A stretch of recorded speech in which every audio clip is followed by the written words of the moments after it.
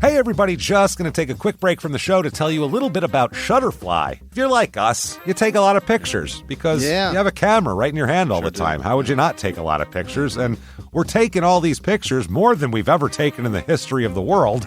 What are you going to do with them all? That's the thing. You used to get a solid picture, and then you'd look through them, and you could enjoy them. Now they're like back on your camera roll. You can't even find them. You don't want that. That's why the cool thing you need to do, and what I did, and I think it's pretty cool, is create a Shutterfly photo book. Oh. What I did, and you're going to enjoy this, Jimmy, because I haven't showed this to you yet, but took all of our pictures from being on tour this year. Oh. All live show pictures, us backstage, us on stage, doing all that stuff, and like some of the, just the venues and things, and made a little photo book out of that. Also, they have free 24-hour designer service as well.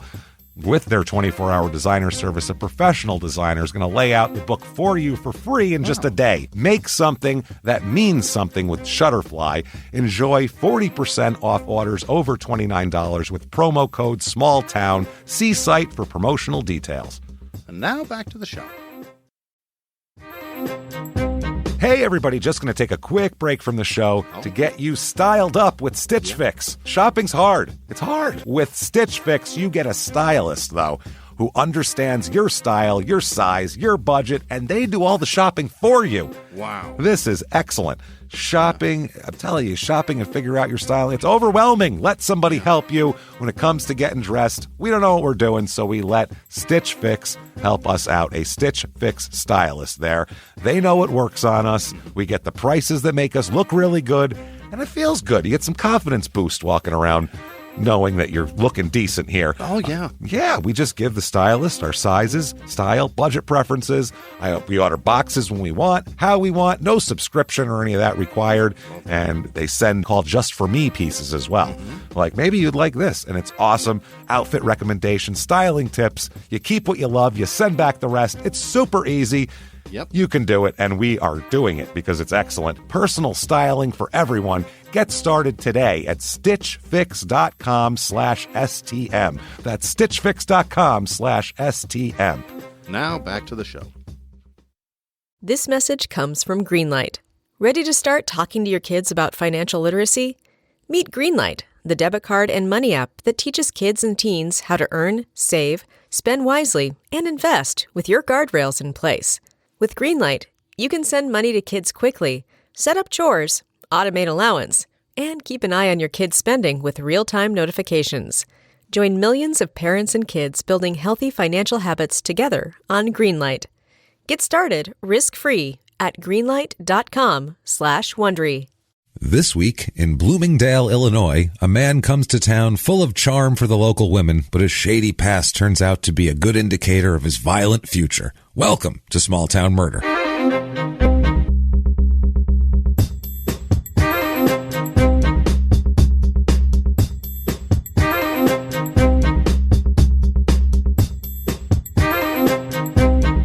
Hello, everybody, and welcome back to Small Town Murder. Yay! Yay, indeed, Jimmy. Yay, indeed. My name is James Pietragallo. I'm here with my co-host. I am Jimmy Whisman. Thank you, folks, so much for joining us again and again and again. Oh, we're excited this week. This is a good one. This is a crazy episode. We were in Illinois. Well, we physically, but I mean, we did Illinois in I believe episode 80 was our last one. So the last Illinois episode. So it's been a pretty. That was the lesbian love triangle. Oh, that was a good one. That was a good one. Yeah. So this was like a close second to that. I couldn't decide. So that's why we're doing this a little bit sooner than we would do normally. Circle back to a state. And speaking of that, by the way, we'll get to the episode quickly. But speaking of that, of circling back to a state, we circled back to Oregon. Yeah. Because Oregon's good and we like doing live shows there and they have interesting murders and stuff.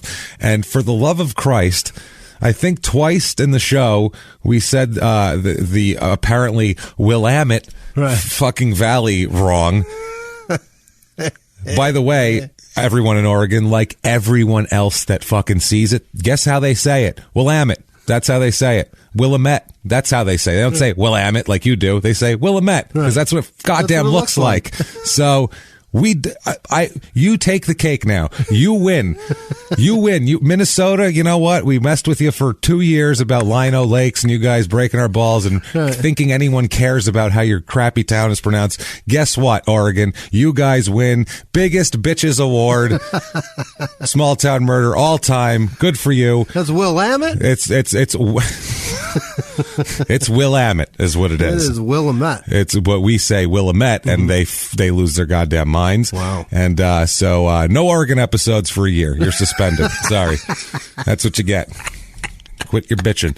So they did enjoy us ripping apart Lincoln, which was good. We were right there. Oh, I love Oregon. Yeah. I love Oregon, but this is ridiculous. This was over the top. The pronunciation was shit. But, I'm sorry, but our assumptions about a place were dead on. We're pretty good. How about so that? You know what? Don't worry about your pronunciation. Doesn't matter what it's called if we understand what the shit happens there. So thank you everyone for everything this week, except for your pronunciation corrections. Those people, you can go to hell. But everyone else, thank you for your iTunes reviews, especially Apple Podcasts, your little purple icon, whatever. God, we say it all the time, but they really mean a lot to us. So if you could do that, please give us 5 stars. Doesn't matter what you say. Really not for our ego. It is just to drive us up the charts. It really helps. And whatever podcast format you listen on, if there's a rating, go ahead and do that. It helps us out a lot. Thank you for doing that. Also, head over to shutupandgivememurder.com. Right. Oh, the one thing you need to do is tickets. Tickets for West Palm Beach, Florida. It's coming up fast. It's February 21st, West Palm Beach Improv. So get your asses 2 weeks down from there. tonight. That's right. Do it. Go over there and come see us at the West Palm Improv. It's a great place. Lots of other things you can do on shutupandgivememurder.com. You can get merchandise, T-shirts, leggings are in right now, live as of like this moment. Murder pants. They are leggings that say murder all over them in our font. So they are murder pants. You can buy your own murder leggings right now, which is wonderful. Get on there and do that, all that good stuff. You can do other things on there, like you can donate to us if you really want to be one of our producers, one of our wonderful people who we'll talk about in detail at the end of the show. You can do that very easily by going to patreon.com/crimeinsports. Or there's a link right there on the website too from shutupandgivememurder.com. Or you can go over to PayPal, use our email address, which is crimeinsports@gmail.com. And one thing we advise you is listen to Crime in Sports. Good God, you don't have to like sports. I'm telling you, if you like this, you will like that. Trust us. Listen to Crime in Sports. Got to do the disclaimer. First of all, we may mispronounce a town name from time to time, so you can keep that to yourself. Second of all, it's a comedy podcast. It's a comedy podcast. We're comedians. I love that that's going into It's going to be a lot. Now. It's going to be a lot, yeah. Pronunciation, disclaimer. We are comedians. We're going to make jokes. The stories are real. Every last detail is real and everything like that. We're going to make jokes. We make jokes about small towns and people who do stupid things. But what we don't do, we go out of our way not to do, is we try not to make fun of the victims or the victims' families because we're assholes, but we're not scumbags. That's the one. That's the way it works here. So we feel like that mitigates some of our jokes. So if that sounds good to you, we are going to have a blast because this is a wild episode. If not, you think true crime and comedy don't go together, obviously this is probably not a match for us. No. So it's not a good match for anybody. No. Have a good one. Take a hike. I'm sure the unsubscribe button's right there. Hit it. And enjoy do you your regret lives. even a little bit inviting me to do this with you? Never. Now if you had a half smart person sitting here, maybe I'd have been like, I think it's Willamette. No, because everyone that's ever played Oregon Trail goes, that's Willamette. That's it. They don't say, trust me, I remember playing, or everyone said the same thing. No one said, that's Willamette, actually. No one knows that except for people who live in northwestern Oregon. Except for people that live in Willamette. We're going to have fun, and I think it's time to shout it out from the rooftops or the cubicles or wherever the hell you are, out of your car window. Shut up and give me murder. Let's go on a trip, Jimmy. You got it right that time. Let's go on a trip, Jimmy. What do you say? Right. Well, with Lino and Lino, I still don't know what it's Lino is what they say. Yeah, we said Lino. Okay. God forbid. Yeah. So anyway. We're going on a trip to Illinois. Great. Let's do this. From the West Coast, from the mispronounced area of the Willamette Valley. We're going all the way to Illinois, Bloomingdale, Illinois, to be specific. This is in northeastern Illinois. It's outside of Chicago. It's a suburb of Chicago. And I understand the other one we did in episode 80 was a suburb of Chicago also, but story's fucking awesome. I don't care. So, and it involves other small towns too. Right. It's all sorts of small town weirdness. There's small town strange, like sort of culty things going on with it's crazy. This is like a Charles Manson light guy. We'll put it. So, it's outside of Chicago. It's about 30 miles outside of Chicago. So it's about an hour and change in traffic into the city. 5 hours to Detroit. 25 minutes to Villa Park, Illinois, which is the last episode 80, our last Illinois episode, Sex, Lies, and Duct Tape. Right. Which is a crazy episode. Listen to that. Ridiculous. If you have not heard that. It's in DuPage County. Zip code, I don't care if that's mispronounced, by the way. Don't care, Illinois. Zip code 60108. Area code 630 and 331. Had to tack that on. Also? They get 2 also. It's right. I don't know what happens here. It's 7 square miles, so not huge, not small. It is the motto here. Yeah. And this is good here. Growth with pride. That's the motto. I don't know what. I don't know what you have pride in. Talking about their dicks? We're growing and we're proud of it. It's like a Flintstones vitamins commercial.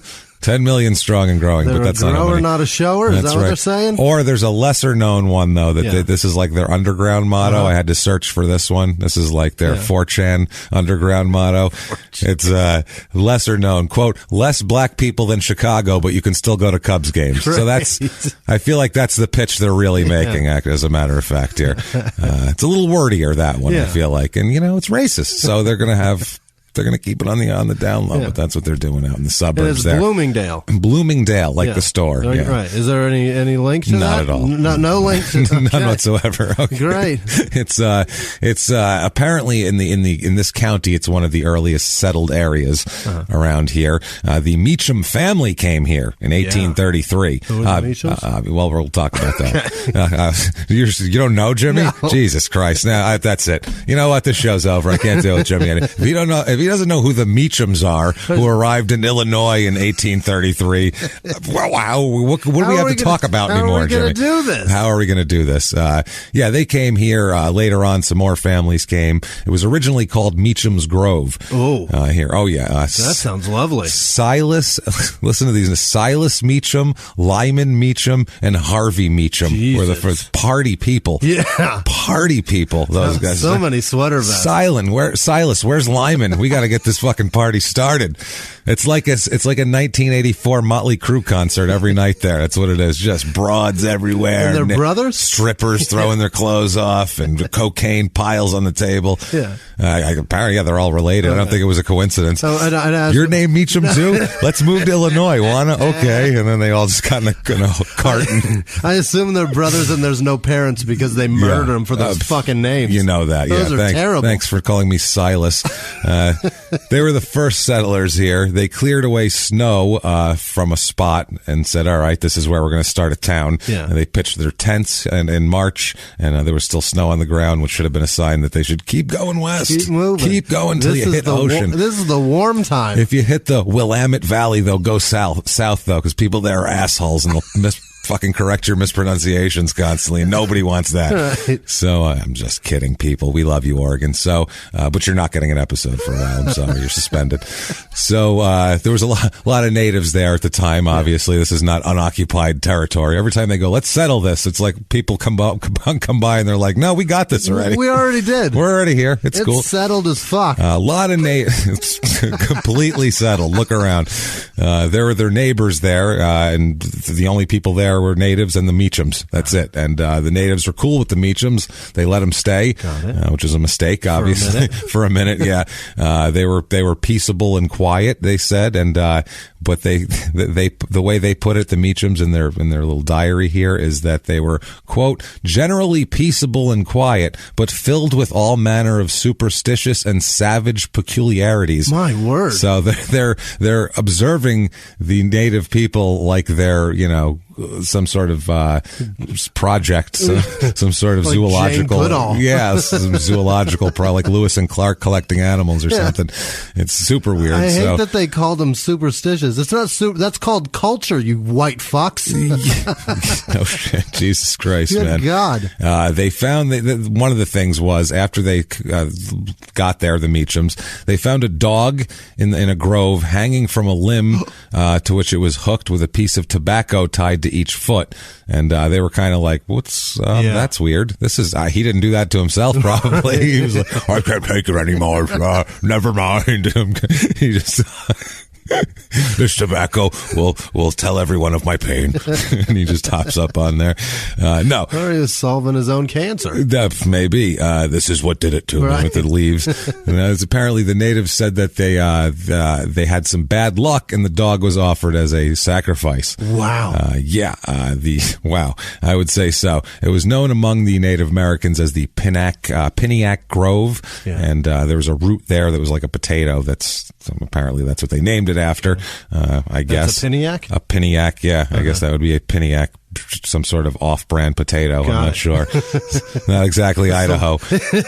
Illinois is not known for their potatoes, so which is better? It can't be as good, right? It's a knockoff potato. Got to be worse than Idaho. This is our Canal Street potatoes. This is, come on.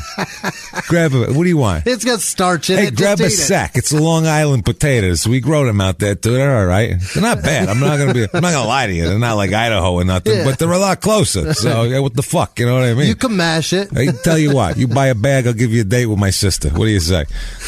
You look like a clean guy. You bake it and tell me there's a difference. Come on. You ain't got no diseases or nothing. That's all right. You bake it up, you come back, you hook up with my sister. Tell you don't even have to take her out. Right. Just take her in the back seat of your car. We'll call it even. What do you say? Throw your sour cream all over the place. You throw sour cream on it, bacon, fucking whatever you want. These potatoes will hold it all, is what I'm telling you. They take it right in the face, these potatoes.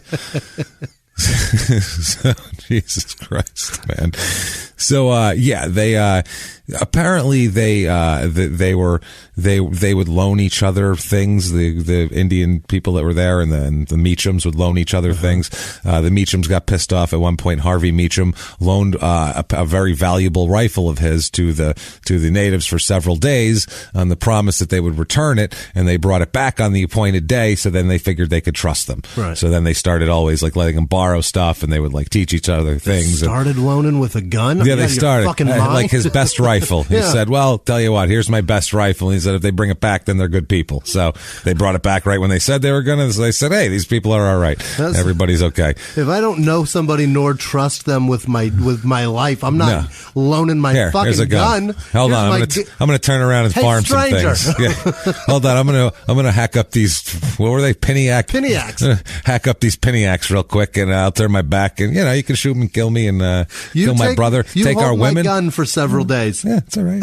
Bring it back. I don't need it. I'll be fine. Harvey's a dipshit. There's no bears around here, right? No? All right. I'm fine. It paid off for him. It's all right. But so Lyman Meacham's wife died in the fall of 1833. So they got there just 1833. Okay. She died of the year. She died of 1833. They would call it she died of the year. And it was just, I don't know, just kind of ran out of steam, I guess. People die early. There wasn't much we could do. People die early here.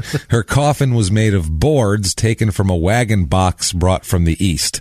So they didn't have, I don't know, that was a symbolic thing. Use the car. Yeah. The next death was a young mechanic who came to the town with a guy named Major Skinner the next year, and he was buried in a coffin made from a big log. And they made like a big deal out of burying the first few people, and then more people came, and then they died, and they were like, just put them in the ground. We can't Whatever. be so special for everybody. This is ridiculous. Some symbolic shit here. So can't treat you like a coveted mechanic. No, what do we?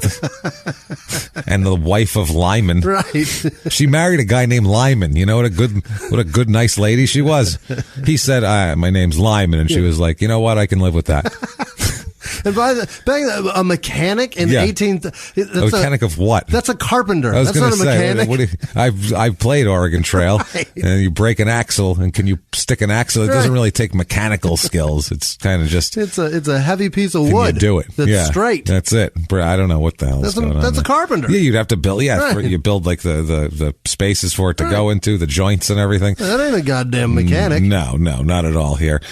So the Meacham brothers in their first year here built a log house for each of their families, and they planted 40 acres of prairie and fenced it in so they could have stock, not graze off the area, but they could graze in their land. The settlement increased to 15 families by the end of 1834. Now you're talking. So they heard some things were happening. Yeah. Some shit was popping off. You can loan a Native American a gun and they'll bring it back. We got to get out there. This sounds amazing. So, they were, everybody, they said that people would just, help each other all the time and help them carry a plow to get it sharp. And they kept all these notes of like how everybody was so helpful to each other. Great. Because if you only have 15 families, imagine if your town was 15 families. Right. Everybody would help each other out. There might be a couple people feuding, but otherwise it would be everybody be nice to each other. Statistically, there's always a dick. If there's 4 million people, we live in Phoenix. There's like 4.5 million people here. You can't care about everybody. I'm not ask these people for help. You're just leaving them behind. Right. That's it. In 1849, the first permanent building was built. The first decent structure. Guess what it was? The bank. A church. Okay, it's money or religion. One of the two. Then they had to build a bank to put all the money the church got into. That's how this works. The bank is number 2. They're like, hey, we have too much money. Right. People are going to steal it here. It still stands today, this place. Wow. And it's a museum now. The old Baptist church here. Okay. They had, every time there was like the railroad came through, more people would come in. Every time there was like an event of something, a road came by there that was an easy access to Chicago. Mm-hmm. So a lot more people came because they could get to Chicago. They talk in this one, I love these little clips of writings of the time here. And they talk about one, they were all excited because, there was more stuff happening. And they said, it's amazing that this town's growing. There's already 2 bootmakers, a men's clothier and a tailor shop, 2 carpenters, a wagon maker, a blacksmith, a cheese factory. What else do we need? You got a cheese factory. You know what? Close the gates. We got a cheese factory. Fuck it. No one else. No more. No one else is allowed. No. We have cheese. What are we doing? We got curds. We got cheddar. We got whatever we want. Wisconsin's right there. We don't need these people anymore. We'll get them out. So, apparently, yeah. I like that they're aiming at the men in this market, though. All those things were for dudes. Oh, yeah. There's not a single thing for women in there. No, that's why they said it was Lyman and Silas. Right. They didn't say who their wives were. It was Mrs. Lyman. That was who she was in 1834. There's no candle shop. They didn't even have identities. No. They're like, we'll bury you out of something, but make your coffin out of something half decent when you die, sweetheart. That's all you're going to get out of us. It's a terrible time back then. Sound should have been called For Men. For men. Just for men. Men only. And then they were like, hey, and all the gays are going to come. Hey, I'm uncomfortable. You like pussy? I like pussy. You know what? I got nothing against it. Don't get me wrong, but when it's right in front of me, it makes me uncomfortable. That's all the guys. They're very progressive for 1834, but they're still a little lagging I don't for now. Watch. Yeah, for now they're still like, come on, what do you care? Relax, asshole. Yeah, but for then that was very progressive stance in 1834. 1839. It was originally in Cook County, and it was annexed to DuPage County in 1839. Okay. And basically, they wanted the northern part of this town to be commercially developed and keep the southern part farming, kind of like Sim City back in the day. Like, I'm going to put a bunch of agricultural here, and then I'll put medium density housing right there, residential. Southside sucks. Need a couple commercial store. Why is it every place that has a south side? The south side is always the shit side, unless it's like Miami, or unless the ocean's attached to it. If the ocean's right there, the south side's where you want to be. Otherwise, if you're in fucking Nebraska, the south side sucks. Whatever side is closest to the ocean is going to be the better side, I think, probably. So I don't know. Our south side is closest to the ocean. Oh, it's terrible. And it's shit. It's a dump. Yeah, it is bad. Well, actually, no, the south side, you have to go all the way through Mexico to get to the ocean. The west side's terrible, too, though, so never mind. Yeah. That's all right. So who knows? So 1923, this village split to accommodate this difference, and the northern part of the town they made it a different town called Roselle that's still there. From 1950 to 1980. In 1950, there was 338 people in this town. Mm-hmm. And by 1980, there was 12,659 people in this town. So it increased a lot. It was the flight from the cities. This is a close suburb. You can still, if there's a train that goes right from here to here, you can work in Chicago and be there and commute. Now, notable people in this town. Yeah. This for a small town, this has some weird shit going on in it. Okay, this could have been a case for either small town murder or crime in sports. Really? This one, yeah, we could have done it as like a crossover episode. Okay. This one thing that happened. Nate Fox was a basketball player. He played for the University of Maine for a while here, and he averaged in college 17.5 points, 7.5 rebounds in his senior year. Great player. Good deal. He played in Europe, though, played in Portugal and all sorts of, Germany. And we've seen all these, Israel, Belgium, Netherlands, all sorts of shit here.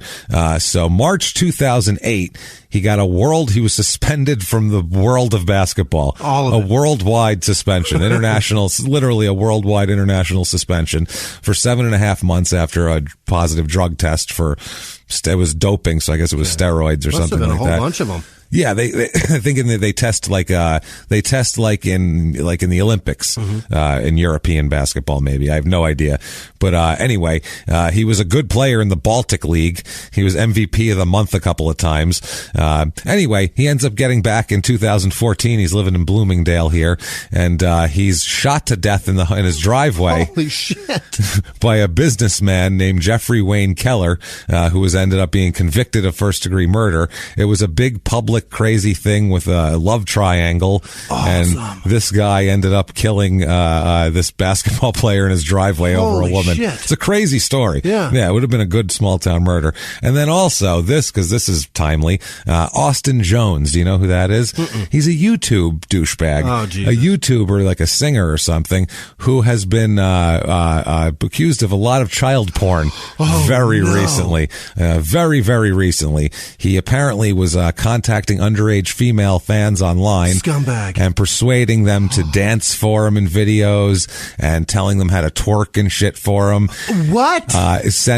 Telling them, if you're my number one fan, you'll take your underwear off and shit like that. Oh my God, that's disgusting. Horrible person. He's like 26 years old now and he's doing this shit. And he looks like, he's one of these 26-year-olds who looks like he's 14. Ugh. He looks like a 14-year-old blonde kid, so he is going to get pummeled in prison. Absolutely. Like, he is fucked too. At least his asshole will. Well, yeah, and in 2017 he was arrested at O'Hare Airport by Homeland Security. Trying to get on a plane of 2 counts of producing child pornography. Gross. And this was in each case he persuaded underage female fans to make sexually explicit videos of themselves while he was watching. Thanks, YouTube. Thanks. Yeah, he was released from federal custody to home confinement in his mom's custody because he looks like he's 12. Yeah. He posted bond. He's not allowed on the internet at all. He pled guilty 5 days ago in court, February 1st, 2019. Wow. I couldn't believe it when this came up. I'm like, I just read about this guy.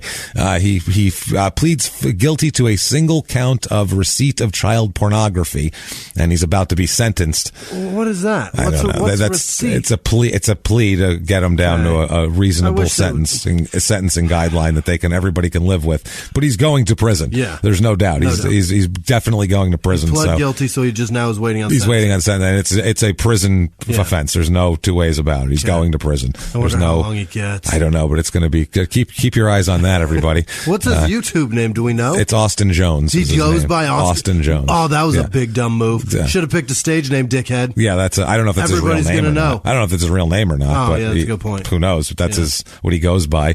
Also, those two guys. So a murder victim with an interesting life and a gross scumbag, a disgusting YouTube pedophile, and Frank C. Rathie, the president of the American Bankers Association. That's it. He's the worst one. He did not. Yeah, nothing. No. Never got caught for pedophilia or anything like that. But he's a scumbag in charge of banks. I'm sure he is. He's a piece of shit. I'm sure of it. Now, population in this town is 22,254. It's up 34% since 1990. Okay. Back at the time when we're talking here, there was about 3,000 people here when we're going to talk about it. So it's going to be like that. Median age here is high, 44.3. It's usually about 37, which is all the young demographics are low. All the age 55 and over are high. Yeah. So it's just older people live there. But there's still the normal male-female ratio. It's not too out of whack with. No wonder Austin had no friends. No, yeah. It's all old people. He's like, I'm not into old ladies. He's a fucking asshole. There's no kids around here. I got to get on the internet to find them. More married people than regular. God, I want to punch this kid in his face, too. If you saw him, you'd want to punch him. More widowed people because there's slightly more older people, just how it works here. White, it's about 75% white, which is that's about 63% is the national average, 75 here. 2.92% black, so not very black. 12.5% Asian. Interesting. So a lot of Asian people in this town. I don't know why. I don't know what I don't know. Draw? Who knows? But there's a lot of Asian people here. Good for you. 9% Hispanic it is, so it's a decent mix, more diverse than most small towns we look at. Much more diverse. 72% of people here are religious. Jeez. Good Lord, that's a lot of religion. That's too much. That is too much. 41.9% Catholic, because Catholics are the Baptists of the Central, apparently. Wow, that is. It is north. It's north, yeah. 0.2% Jewish, so not a lot of Jewish people here. 6.6% Muslim. So a lot of Asians and a lot of Muslims. It's a very, very interesting here. 53% of the people voted Democrat in the last election, 38% Republican, 8% Independent. So that's pretty high here. Which in a Democratic district, they might have voted for Jill Stein or some shit. Unemployment rate's about normal, like everywhere else, about 5%. Median household income here is $71,000. It's usually about $54,000 in the rest of the country. So not too shabby at all here on the YouTube fucking pumped that number. Yeah, it's all. Yeah, he definitely upped the average here. Cost of living, 100 being regular average par. Here it is 124. Ooh. So a little bit high. Everything else kind of low. Transportation is high for some reason, 145. I don't know why. Housing is 148. So the median home cost here is $276,200. Yeah. So this isn't terrible. No, Chicago's an expensive city. Yeah. For anything kind of right around the suburbs there. A lot of the houses are between, $200,000 and $400,000, as you would expect. And if we've convinced you, all of you, you need to be in Bloomingdale, Illinois to live like Silas Meacham and party all night, we have for you the Bloomingdale, Illinois Real Estate Report.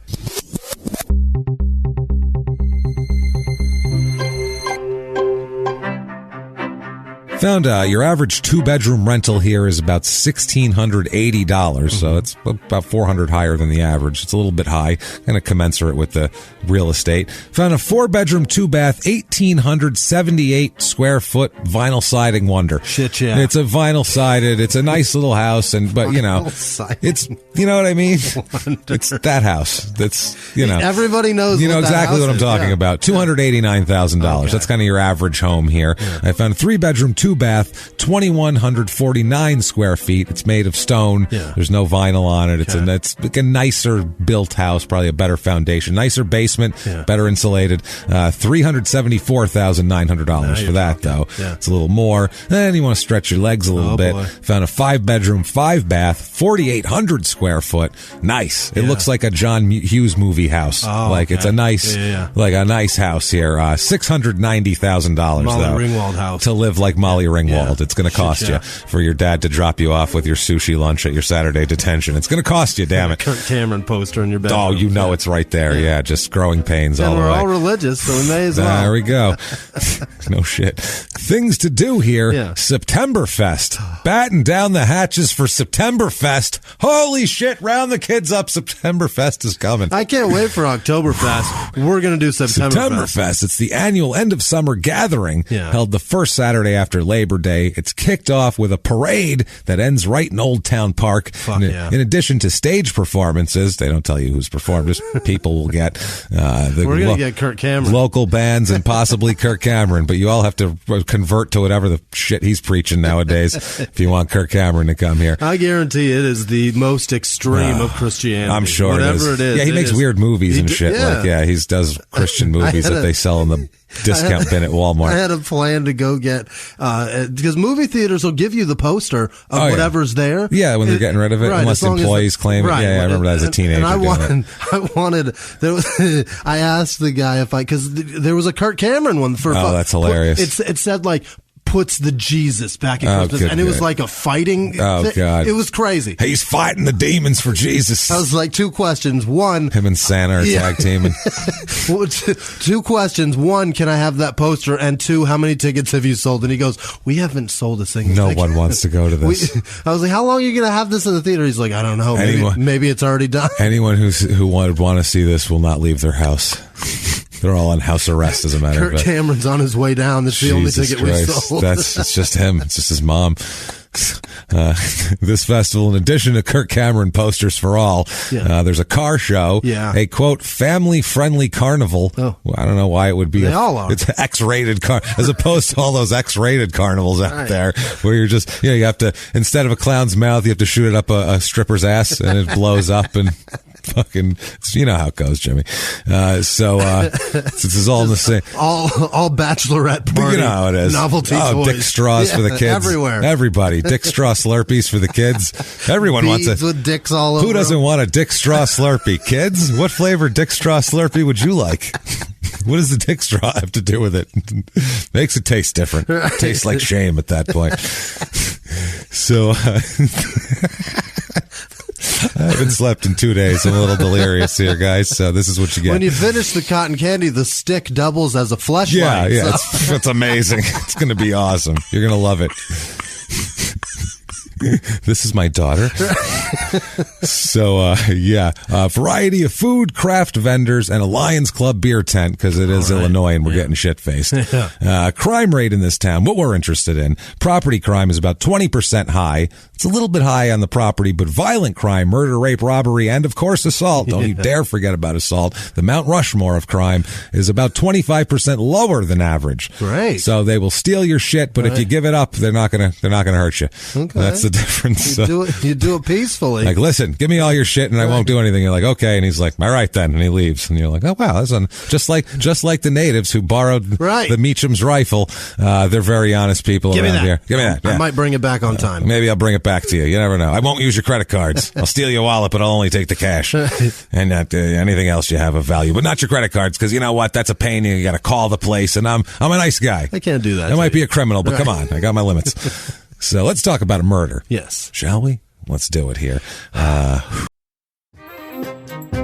Hey everybody, just going to take a quick break from the show to tell you about the safest sponsor ever, Simply Safe. Absolutely, these people will keep you safe. It's amazing. You know that every 26 seconds a burglary takes place in the United States, according to the FBI. That means that by the time this podcast is over, dozens and dozens of homes will have been targeted, ransacked, God knows what happens here. So protect your home before it's too late with Simply Safe proactive security system. Simply Safe helps stop threats before they even have a chance to break in. Named Best Home Security System by U.S. News and World Report 5 years in a row.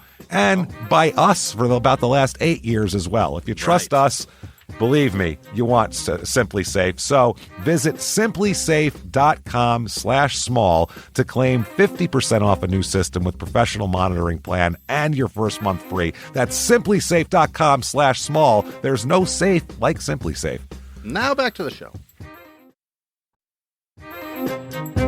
This show, Small Town Murder, is brought to you by BetterHelp. Get yourself some therapy, everybody. Honestly, here. We often hear about, red flags that you should avoid. Hey, that's a lot of a thing. It's become a real phrase now, real cliche. But why don't you focus also, you look at like green flags in friends and partners. Look for good things as well. Right. And maybe you're not sure what that looks like, though. Therapy can help you figure that out. What are positive things? What are the green flags? And then you can practice them in your relationship. It's absolutely a fact. And so, honestly, we absolutely are huge advocates for this. It really, really helps. BetterHelp is fully online, making therapy affordable. It's convenient. They serve over 5 million people worldwide. You can access a diverse network of more than 30,000 credentialed therapists, wide ranges of specialties there. Here's the coolest part. You're not getting along with your therapist, you're just not feeling it, you can switch at any time, no extra charge. Wow. The thing is, they want you to get help. That's it. And you can do it with BetterHelp. Discover your relationship green flags with BetterHelp. Visit BetterHelp.com/smalltownmurder today to get 10% off your first month. That's BetterHelp, HELP.com/smalltownmurder. Now back to the show. Hey, everybody, just going to take a quick break from the show and tell you about Noom. Has Noom helped you? I believe it has. Oh, it's got an app. You can do tracking. It's terrific. It does. Noom builds personal plans that can meet individual needs. That's the thing. Takes into account any dietary restrictions, medical issues, other personal needs. That helps build a plan that works for you. And yes, so I know that you've had your own personalized program here that you've been working on. And it's weight loss This is weight loss results that last. They stick around because you get yourself into a lifestyle change. That's what matters. That's mainly it. You can't just say, I'm going to cut that out for a month and then go back to it. That's not what it is. So I'm glad it's helping you. That's great. And it really does. I like the psychology and biology-based approach here. Yeah. Noom Weight uses psychology. That's why they say losing weight starts with your brain, but it also takes into account your unique biological factors, Jimmy. All of your all different. Multitude flora and fauna that goes on inside of you there. Sure, yeah. Stay focused on what's important to you with Noom's psychology and biology-based approach. Sign up for your trial today at Noom.com, Noom.com here. Based on 3.5-year study of actively engaged Noom users with minimum starting BMI of 25. Individual results may vary. Visit our website for more information. Let's do this. Murder here. Let's talk about a man named Edmund Henry Lopes. Oh. Shall we? He's not one of the Meacham boys. Okay.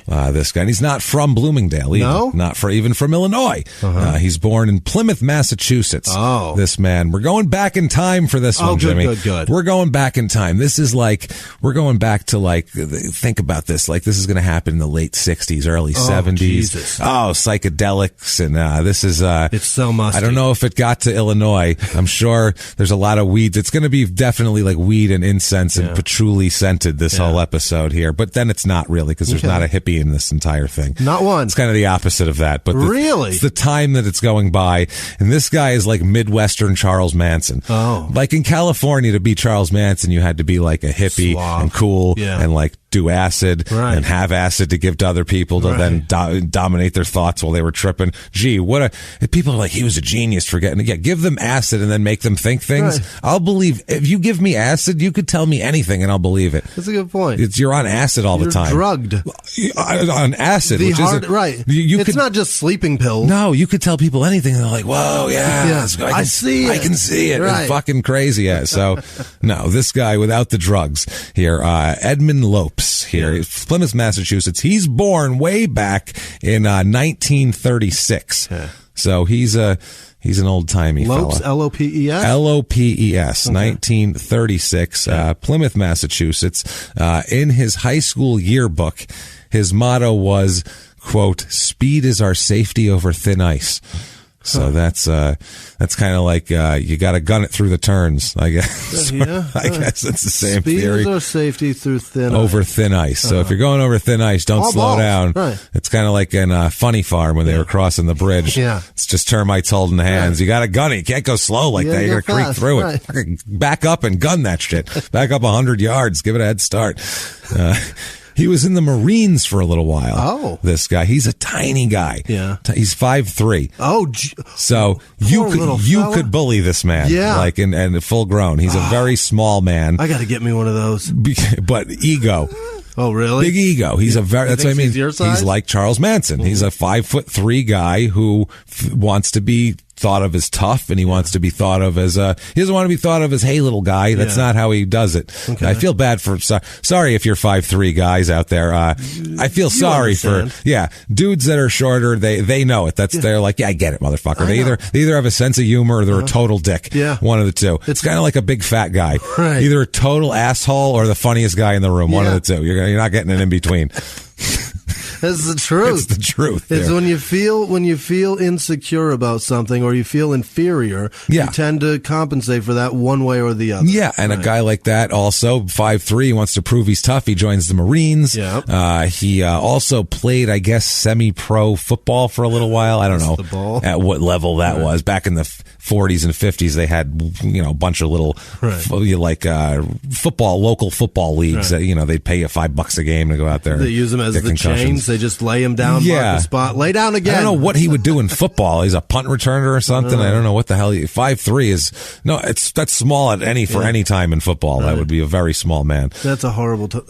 He'd have to be very fast. Is miserable. That would be tough. For a girl, it's not so bad. 5'3" is a decent size. No, for a woman, they don't. Sarah, my wife, is 5'1", and she will complain about not being able to reach things and stuff. But otherwise, it's not like it's not comically small. No, it's just But if you're a man and you're that small, you're like, Jesus. Did you have polio? Like, what happened to your legs? Why didn't they grow? What happened to you? Like, that's how people are. It's not that it's right. I'm just saying that's kind of society there.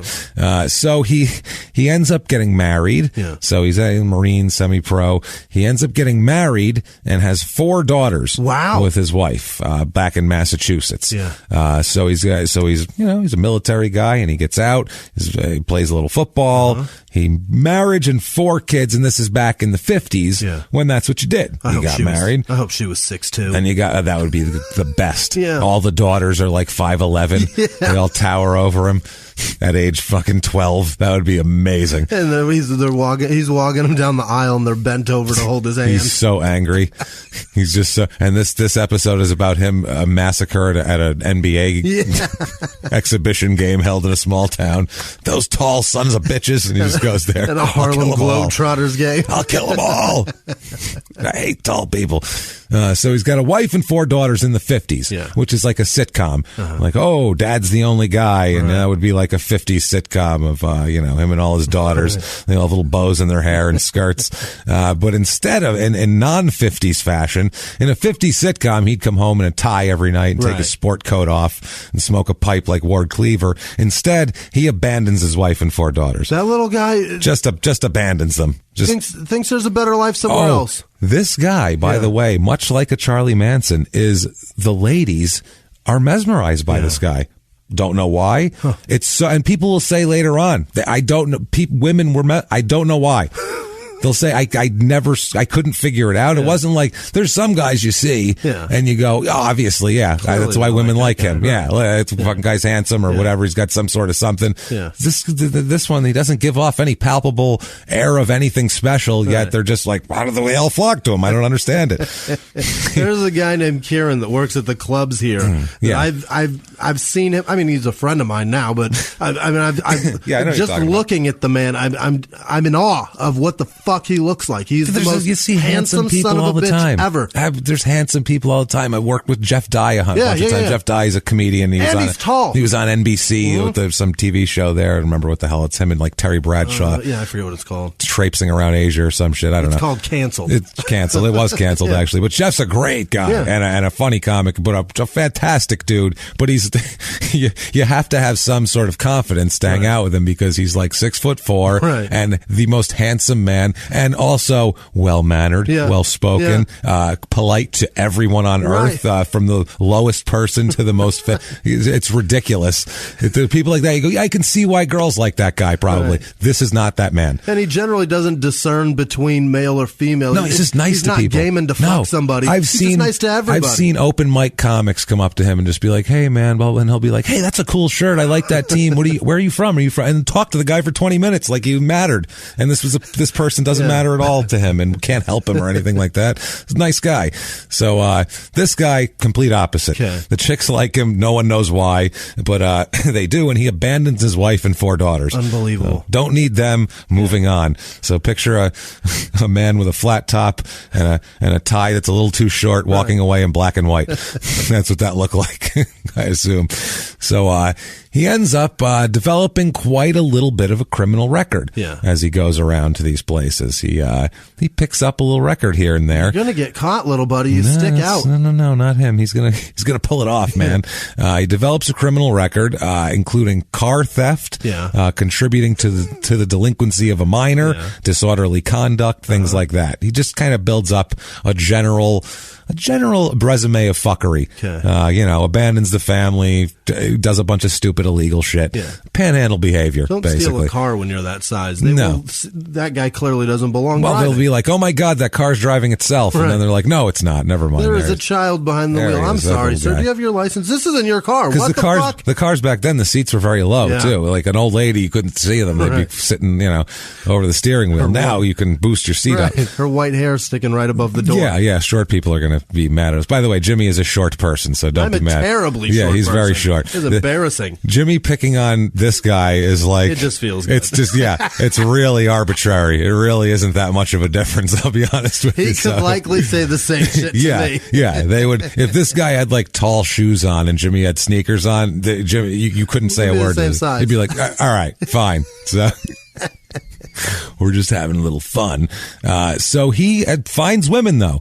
Abandons his family, no discernible things that would be attractive, but he finds women. He dates a local woman in Massachusetts named Helen Hansen. For a long time. They move in together, actually, as a matter of fact. They live together for a while. And then in 1966, she is found dead in her apartment. Oh, no. They just find her dead. This is not... That's the best part of this story. Not that that's good, but... this part is worse. Okay. Next to her in a crib, unattended, is her 6-month-old baby girl. And this was in July in a closed up apartment, very hot in there, with the decomposing body of her mother, who had been there for 4 days. Holy shit. So this baby was in a crib next to the decomposing body of her mother for 4 days. And she's alive? She was alive when they got there. All right. Thank God. Yeah, she was alive. Kellen was not alive. The mother, certainly not alive. Otherwise, she wouldn't decompose, probably, I would assume. It's much less chance of decomposition if you're breathing, or at least the smell of it, because we're still decomposing. Always we're dying from the inside. So, but the 6-month-old baby girl is okay, but Helen is dead. Now, they lived together for approximately a year before her death. This was like her live-in boyfriend. Now, the weird part is the cause of death we're talking the 60s, so 1966. The science is not perfect, but the cause of death is listed as acute alcoholism. She's 34 years old, by the way. And acute alcoholism. She's been boozing hard. That would be really hard. But the police in Massachusetts, that's all they could find for an official cause of death. But the police in Massachusetts said there's indications that they believe there was foul play involved. And it was just hard to prove because of the level of decomposition after 4 days in a hot, sweltering part. It wasn't decomposed completely, but there was the skin wasn't perfect and shit like that. Back then, the testing wasn't as good as it is now. It just isn't. So it's a little different. I'm surprised they didn't write she couldn't cheer up. She couldn't cheer up. This bitch died of not cheering up. Prescription found in the drawer. Let me put my glasses on, my readers. Cheer up, bitch. She did not follow directions. So we're going to chalk this down as her fault. Suicide? We'll just put down suicide. So, Johnson, would you look at her face? Completely uncheered. Look at that. Jesus Christ. Lack of cheer. My goodness. These damn women won't cheer up for some reason. I don't get it.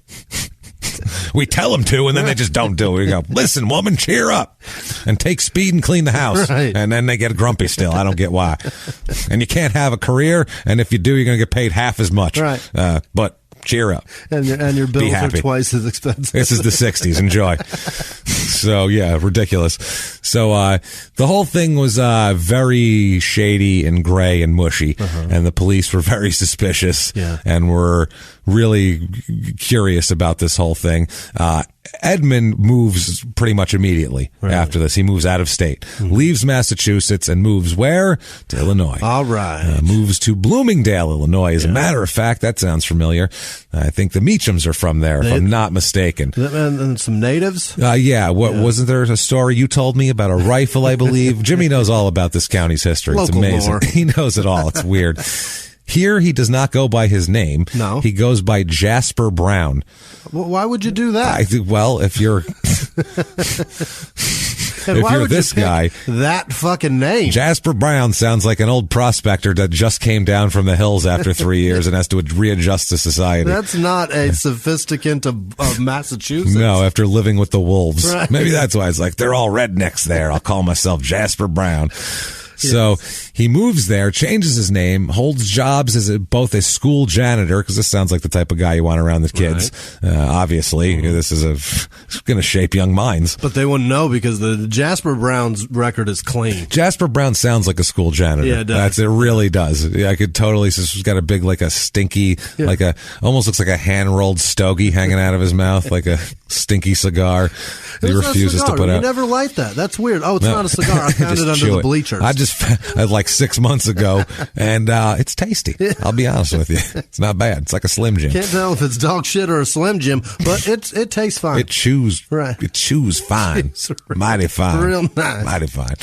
So also he works as a laborer in a country club, maintenance man, laborer, whatever needs done, fix that sprinkler, and then, clean up that overflowed toilet type of guy. Greenskeeper hasn't been invented yet. No, he's a janitor through and through. He's the blood of a janitor. This is at the Medina Country Club, and there and around that area. He also works nights at a tavern, a little bar in town too. Oh, yeah. What's he do there? He works. I don't know. He's probably a bar back or something. I assume he's carrying things, throwing kegs. He can go. He can get in tight places, and the keg room's small. He can maneuver. That's what this is all about. Tap in the keg? Yeah, I'll climb right in there. I'll climb in there and over it. They can't. The last guy they had to fire, he was too.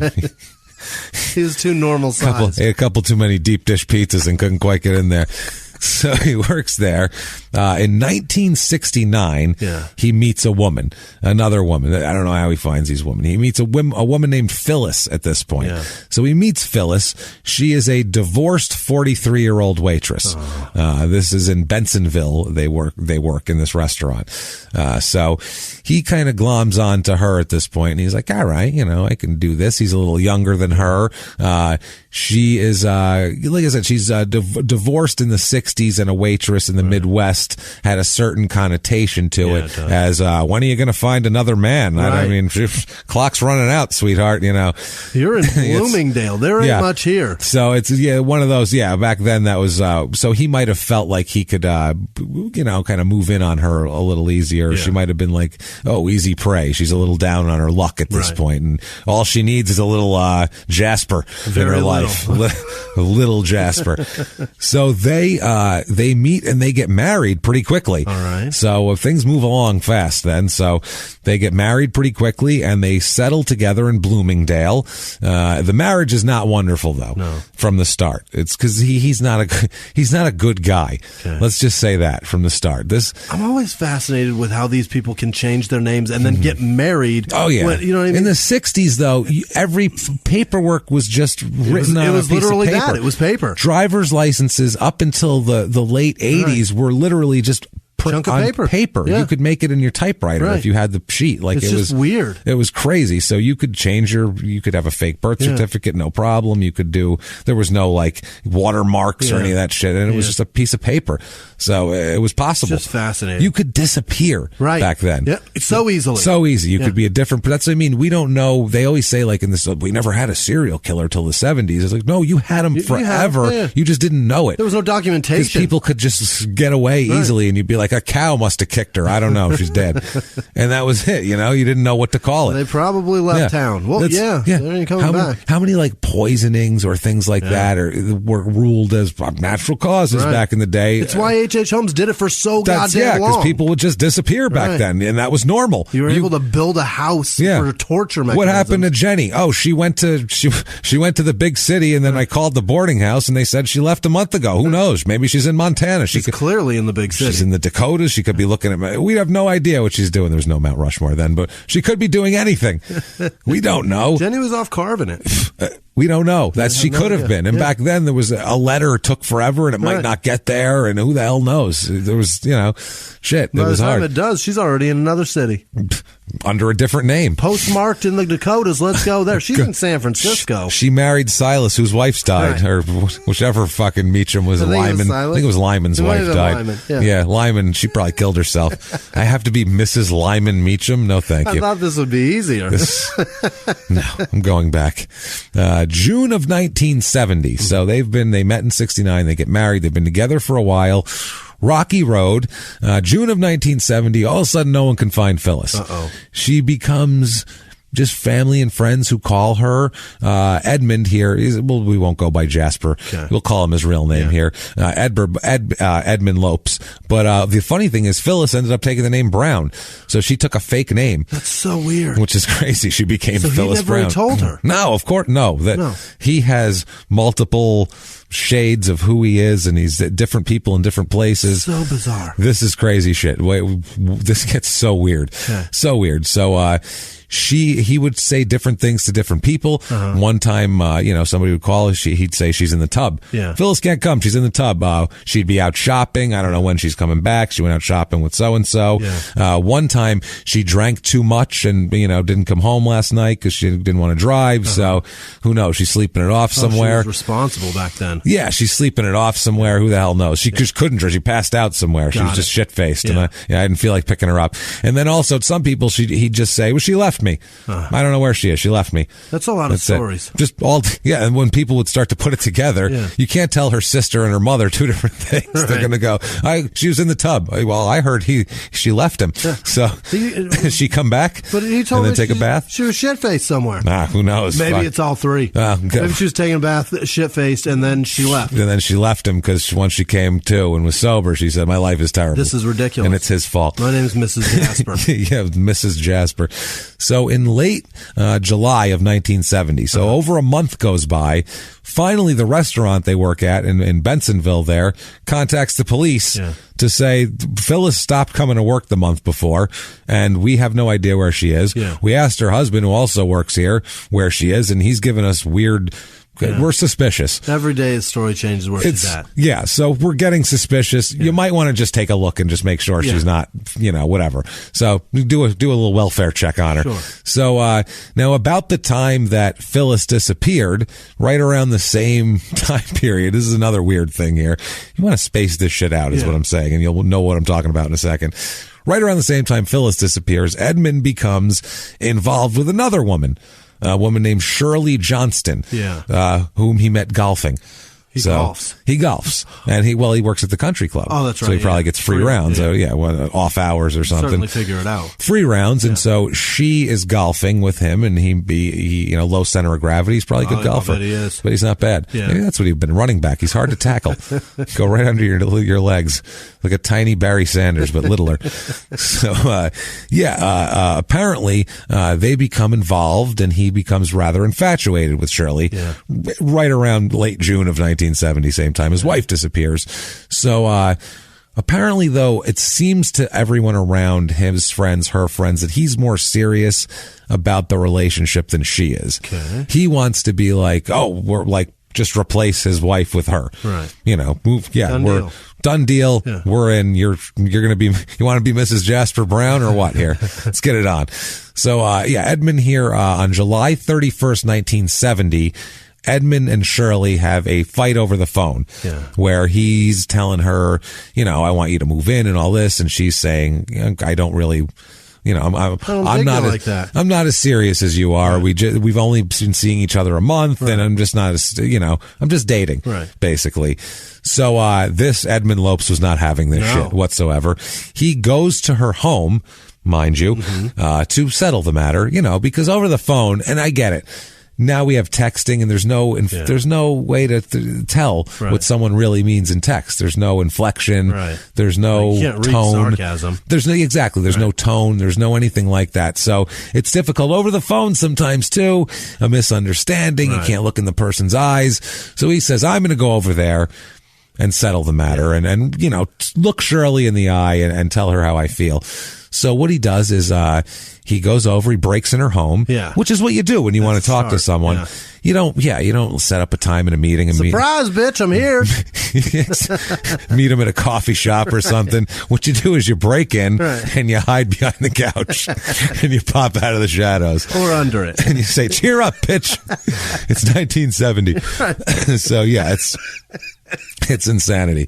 This whole thing's insanity. So he waits for her in her apartment, which is probably the scariest thing you could imagine. Yeah. Some angry man waiting in the shadows in your home. Right. So she comes home, like a normal day, and he confronts her, and she is...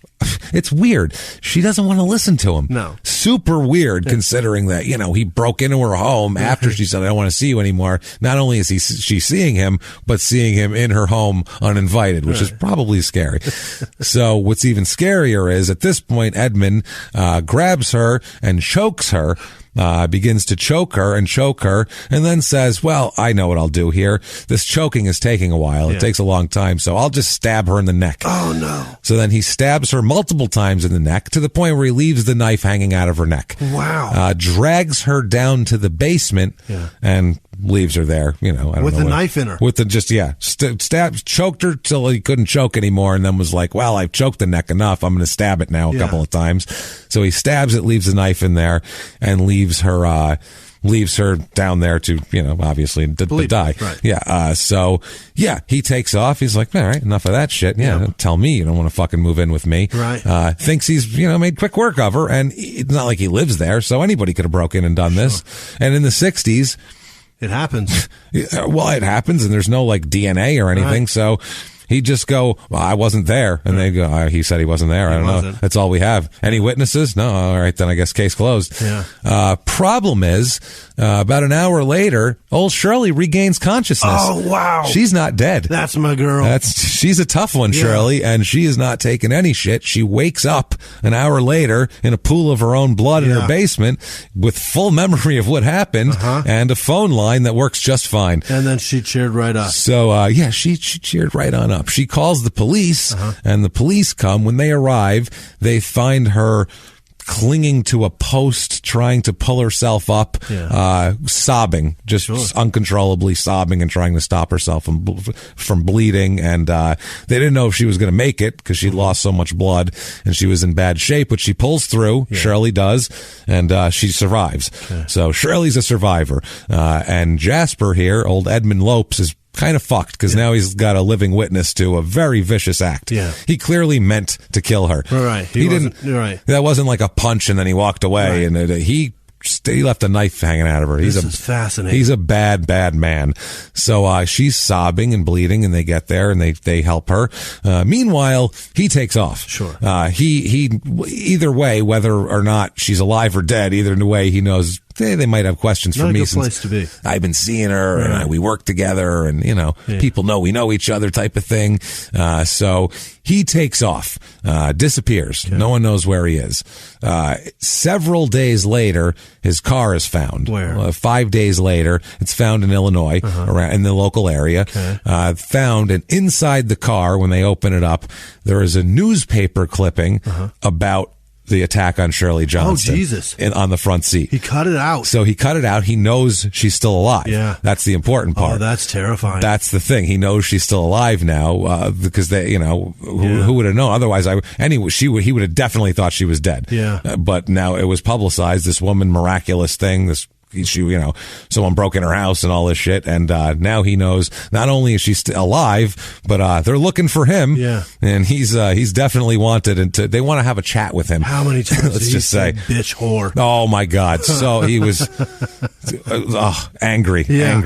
So so they really want to talk to him. Yeah. Not only the newspaper clipping in the car, but the woman saying that guy he did it. That guy did it. I looked in his eyes as he choked and stabbed me as a pretty good. That's a tough witness to impeach at that point. So now the police mount a manhunt for him, clearly, for this attack. And also, they really want to talk to him about the disappearance of his wife, especially now. Especially now. Yeah. They might be able to buy she took off on me. She met some other guy and took off. But now after this, they're like, you know what? That's this. And then a woman disappearing. That was, it's kind of close. Too much. Let's talk to this guy here. So they had no idea where he was, and they still don't know where Phyllis is. Yeah. Phyllis is gone. Shirley survived, but Phyllis is goddamn gone. She remains gone through the end of 1970. So this is months they can't find Phyllis until December 19th, 1970. They find Phyllis finally. She reappears when a backhoe, it's never a good sign when you're found by a backhoe, was digging in and installing a septic tank in Winfield Township. Somebody asked the operator, "Hey, what's your name?" She's like, "I'm Phyllis." Yeah, she was working it. She was like, no, this way. She was like the ground person. She wasn't working the backhoe, but she was like the person on the ground pointing where to dig. Right here. No, they found her completely decomposed body in the ground in December of 1970. Putting in a septic tank in a very remote area. Wow. A remote area like that 6 months ago no one was touching, and now they were building on because of the huge growth in this area that we talked about. So the growth got him. It's like in Goodfellas when they're like, we got to get that body out of there. Billy Bats. He's like, well, it's a Jimmy. It's been months. I don't care. We got to get it out. That's what we're talking about here. Same thing, except nobody got it out. And poor Phyllis is found dead, obviously. She they believe she's been strangled and put, it's an 18-inch grave. Ooh, so not a very shallow grave. You barely even. He'd dig cats deeper than that. I would hope so, or else they're going to get dug up by other cats. Right. And dogs and everything else. They'll find that cat when your other cat's taking a shit. Yeah. Now they were having what's that? So they were having a hard time identifying the body because they didn't know, and it was far enough away where they didn't know if it was Phyllis, and the body was very decomposed. The way they were more easily able to identify her is because she had a broken arm at the time and had her arm in a cast. And apparently the cast is still there? The cast was still there. Wow. And so they traced that to anybody with a cast that was missing, and and they figured out Phyllis, and then the doctor knew the rap that they did. I guess it's like if you roll it's like rolling a joint, I guess, like, you know who rolled that joint. If you know like 5 people and you all roll joints or blunts or whatever, you know who rolled which one. It's just you have your own technique. That's all I'm getting at. So nobody's a machine here. So that's how they end up identifying Phyllis. So now they're like, where the fuck is Edmund? Now we have a body of this woman and an attempted one. Chat time. He's good for both. Where's Eddie? We're chatting right now. So where the hell is Edmund? That's the question. It's fascinating. That's what we're all wondering. Where is he? Where do people go when they're on the run? They got murder charges. Mexico, and Canada. A bad. Come on, Jimmy. Florida. Yes. That's where they go. God damn it. They go to Florida. Mexico, Canada. That's like saying, what happens when the Raiders don't want you anymore? Then you play in Canada, but not here. You go to Florida when all else fails and you're out of options, and you go, Mexico or Florida? Well, Florida's wilder. I guess I'll go there. There's less law there. It's more law. It's more corrupt in Florida. I'll go down there. So he goes down there and uses the name of George Spezio down there. He is really good at aliases. They're not even close. This is just this is his former boss at the country club. Oh, well, his name was George Spezio. That's not good at all. So Jasper Brown was probably just some guy he knew in Massachusetts. And he's like, I'm Jasper Brown. So Edmund Lopes / Jasper Brown / George Spezio here. He goes down to Pinellas County, Florida, which is down where Tampa is. That's that county. St. Pete. St. Pete, that area. He gets a job working for a veterinarian. I have no idea what this man is qualified to do. As a janitor for the vet? Health. I assume all I can think of is when the animals are in there and they have to be in there for a while and they shit on the floor, he has to come and wipe it off the linoleum. That's what I imagine is his job. That's what he seems to be good at, is janitorial, custodial services. Right. And otherwise, I don't know what healthcare qualifications he has for animals. I'm not sure. But he says he's George Spezio, and he backs that up up with a book of George Spezio's checks, which he had stolen from his former boss before he left. So that's his form of identification? Yeah, if I wasn't him, why would I have his checks? And they go, that's a good point.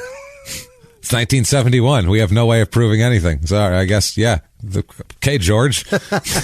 How much cash would you like? Mr. Spezio, I guess you're hired. You're hired. And how much can we cash that check for you, as a matter of fact? So he started cashing checks down there. Just, that's all good. Now, while this is going on, Edmund Lopes is a wanted man in Illinois, obviously, for attempted murder and possible murder. They want to talk to him here.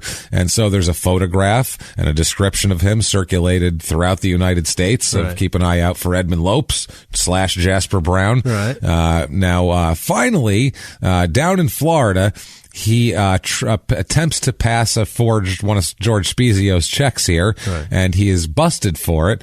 And Florida police find that George Spezio is Ed Lopes, and they're like, "Holy shit! Look at this!" By the way, they also charged him with He's convicted down there on forgery charges, which carry a 4-year jail sentence down in Florida. And jail down there, by the way, is you have to live in Florida. Yeah. That's jail. They call it open air, and you just.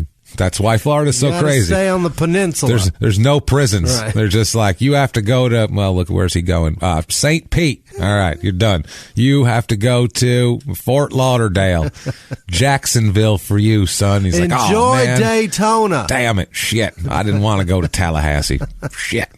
So, so he's busted down there. They alert, down in Florida, they alert Illinois and the Massachusetts police departments because they see he has a record there too. Right. So like, well, might as well see if, make sure. We'll let them know in case you're looking for him. We got him down here. Just, who knows? This guy, who the hell knows what name he was going under there.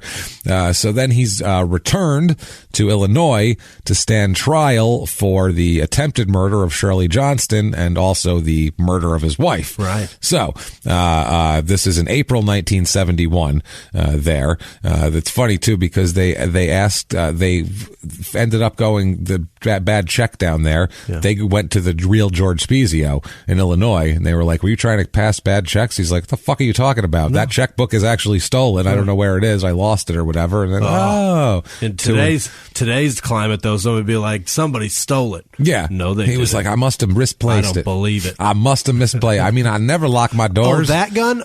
You see, that was stolen. It was misplaced. Misplaced.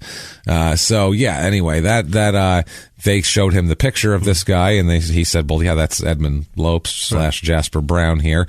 So he ends up going there. Now the sheriff here, they talk about the extradition. Sheriff chief, it's sheriff deputy chief. That's a lot of titles.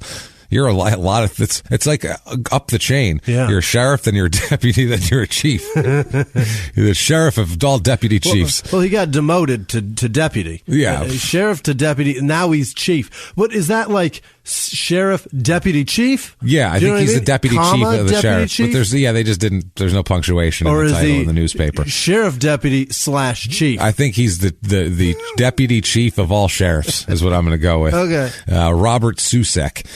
He was talking about the extradition. He said, quote, I had heard stories about this guy and his crimes, but when I picked him up in Florida and brought him back, he was meek and quiet, never said a word. As a lot of the, if you're violent toward women, a lot of these guys aren't too ballsy around guys. It's a weird thing.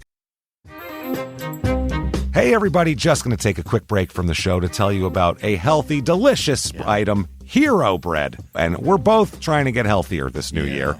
Jimmy had a eye-opening doctor's appointment and things like that. Yeah. So we're trying to get healthier, and I'm telling you right now, this Hero Bread is a good step in this direction. It's delicious, and it is really good for you, and it's really excellent. They have the sliced bread is good, the bagels, the tortillas. I know you've been they're terrific. Ranting about the tortillas. They're so good. With Hero Bread, you can focus on your health goals and still indulge in the soft, fluffy experience you love, but guilt-free. I really love the little Hawaiian rolls, too. Yeah. They're so good. They're so good. The Hawaiian rolls, they're legit. They're fluffy. Yeah. They're exactly how you want them to be. You'd never know it's low-carb and high-fiber bread from the texture. You get the soft, fluffy experience you know and love with your savory breakfast sandwich, late-night grilled cheese, Taco Tuesday. Do it. No compromises, just flavor, ultra-low net carbs, 0 grams of sugar, high in fiber. It's fantastic. Hero Bread is offering 10% off your order. Go to hero.co and use the code SmallTownMurder at checkout. That's SmallTownMurder at HERO.co. And now back to the show. Hey everybody, just going to take a quick break from the show and tell you all sorts of good stuff about Chime. That's what I'm talking about. There's so many extra fees you have to pay in life. Everything. You go to the airline, there's an extra ticket on that. There's extra fee on every fees and fees, hotels, fees, all this type of stuff. We're trying to make progress, and the next thing you know, here comes another fee coming at you, and it's more money than you expected, and your whole math is thrown off, and it's awful. Learn more at chime.com/smalltownmurder. Chime is great with that stuff. I mean, you can't beat if your things are a little tight, especially around the holidays or after the holidays. Yeah. You need that money a couple days early, or you go grocery shopping. You got a car payment due. There's so many things that don't cross over exactly how you want them to cross over. Make progress toward a better financial future with Chime. Open your account in 2 minutes at chime.com/smalltownmurder. That's chime.com/smalltownmurder. Feels like progress.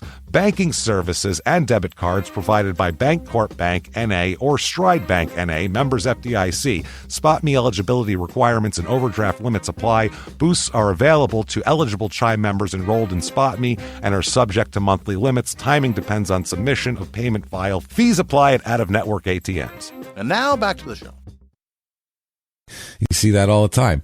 It's funny when you watch the Ted Bundy tapes on Netflix. Yeah. They're letting him walk around uncuffed while the prosecutor reads off, the DA reads off the list of charges. Right. You just know he's not going to take a swing at that guy. He doesn't want to get the shit beat out of him by a bunch of human, and he hates that man. And he can't wait to take it out on a woman. He wants to cut his throat, but that's what he wants to do, because otherwise he's like, those big guys are going to beat the shit out of me, and I don't have any balls. If I get out of here, I would ruin your wife or daughter. Yeah, well, first I'd trick her. I wouldn't fight her straight up. Oh, God, no. Let's be honest. I would not tell her she might be able to take me. Right. So, but I would trick her and pretend to be, as soon as the handcuffs on her, she'll understand that she's in trouble. She'll get it then she'll know. So he's arrested. He's, like I said, brought back here, charged with murder and attempted murder. Also, police in Brockton, Massachusetts would like to talk to him about Helen Hansen's death as well, because they suspect foul play, but he refuses to say a word to them. He just says, don't know anything, and I'm not talking to you. And they can't get him to say shit. And all they have to go on is, we feel there might be foul play. So they have they can't charge him in Massachusetts. That's brutal. With that. They say, quote, the death certificate stated the cause of death was acute alcoholism and was accidental. That's what they're going on. But the body had been decomposed at the time of the discovery, and there was some evidence of foul play. That's in the affidavit of why they were talking to him and why they wanted to go to Illinois to take a trip.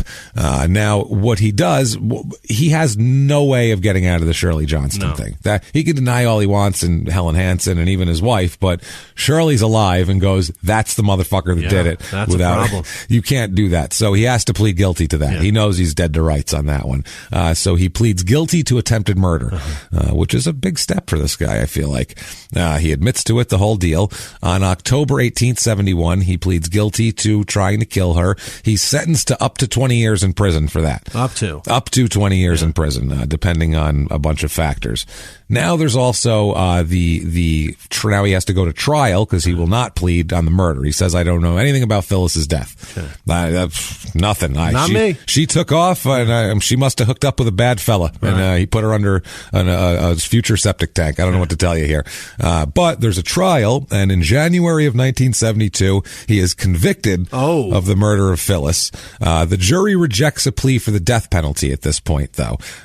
Rejects that, and but they do find him guilty of murdering his wife. March of 1972 is the sentencing, which is interesting here. While awaiting sentencing for the murder, he tells a parole officer that it's a pre-sentencing. They do the pre-sentencing hearings, and they talk to him, and there's a whole bunch of shit. He tells this parole officer that he turned to crime for thrills. Okay, that's what he said. He was just bored. Yeah. So that's why you start killing women and, passing bad checks and pretending to be people you're not. Yeah. Just bored. Well, I'm 5'3". This world ain't built for me. I'm real bored. I got a lot of stuff going. I don't sleep much. That's what I got, a fast metabolism. It's just the way it works. I eat a lot of candy too, so I'm going a lot. You could have gone fishing, sir. Yeah, but I got to walk to the end of the pole to bait the hook. I can't reach the end. I can't reach a lot of stuff. The boat's a real struggle. The oars are too far away for me. I can only do one at a time. Then I just go in a circle. It's just no fun. I zigzag down the lake. That's all I do. I grab one, I grab the other. So the report said, quote, he began to feel he was missing out on the excitement of life.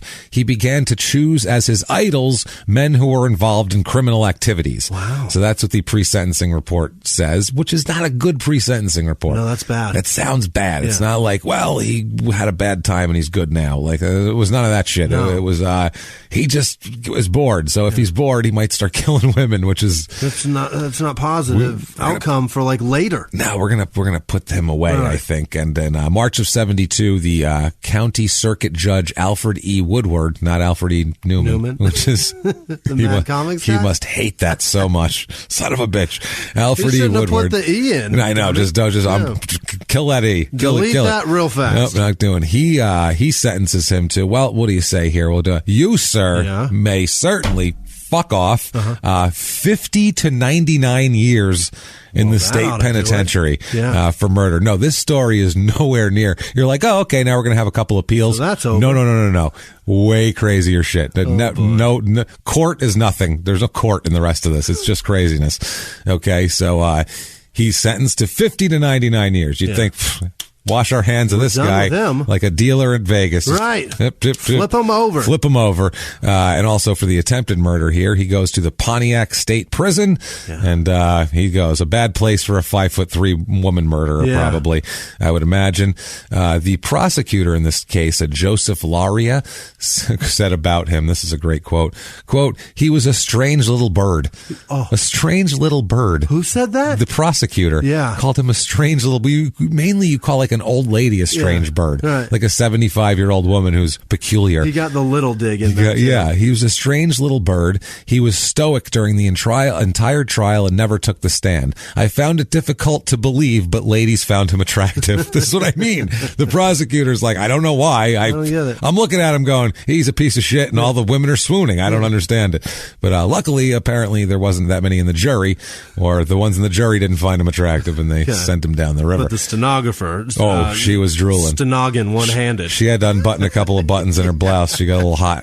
A little hot under the collar. That's how it went. So he goes to prison, Illinois State Prison. Lou Lowry, who's the assistant warden and sounds like an assistant warden at the Pontiac State Prison, he remembers Edmund as being a well-behaved prisoner, said he worked in the print shop and was always polite.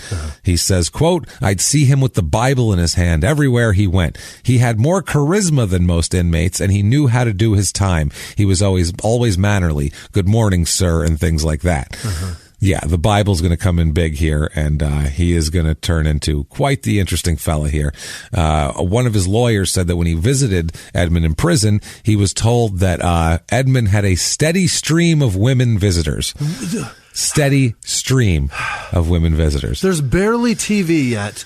Barely somehow TV. These women know all about him and what he looks like. A 5'3" guy who's not that attractive, and oh, by the way, seems to kill every woman that he gets involved with. How big is this dick? That's what I mean. This is crazy shit. They wouldn't even know he's in prison. Yeah. He's not like he's sending them dick pics over the phone. It's a good point too. Who knows what they're in fact? I don't know. It's what I mean. It's like a Charles Manson situation. He has this weird power. I am blown away. Without acid, he's doing this with no drugs. He's using Jesus as acid, which is a little weird right there. That's some powerful ecstasy. This is some crazy Jesus. I'm seeing everything. Wow.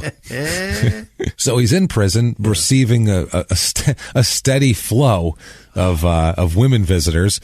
Throughout the 70s, he has a bunch of appeals that there were no witnesses to the murder. There's no murder weapon, no hard evidence that he strangled Phyllis Brown and buried her in an 18-inch grave. How can you say that's me? Right. What are you talking about? And they're just like, we kind of just think it's you.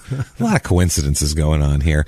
Now, one of his lawyers said, quote, even when I visited him in Pontiac State Prison 6 or 7 years after the trial, he was always contended he was absolutely innocent.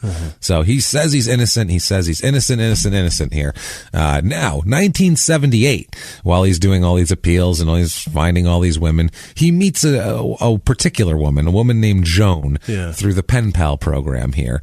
Now, he, trying to impress her, really talks up the Jesus about him, the born again aspect of him, and that he might have been a criminal, but he's born again, and that's how Jesus can save you, and I'm proof of it, and that's, all that sort of thing.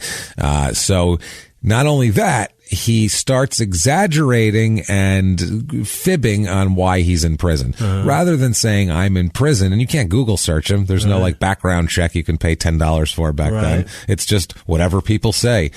You have to believe. He says, rather than saying, oh, but I kill every woman I come in contact with, he says, I was a mob hitman. That's why I'm here.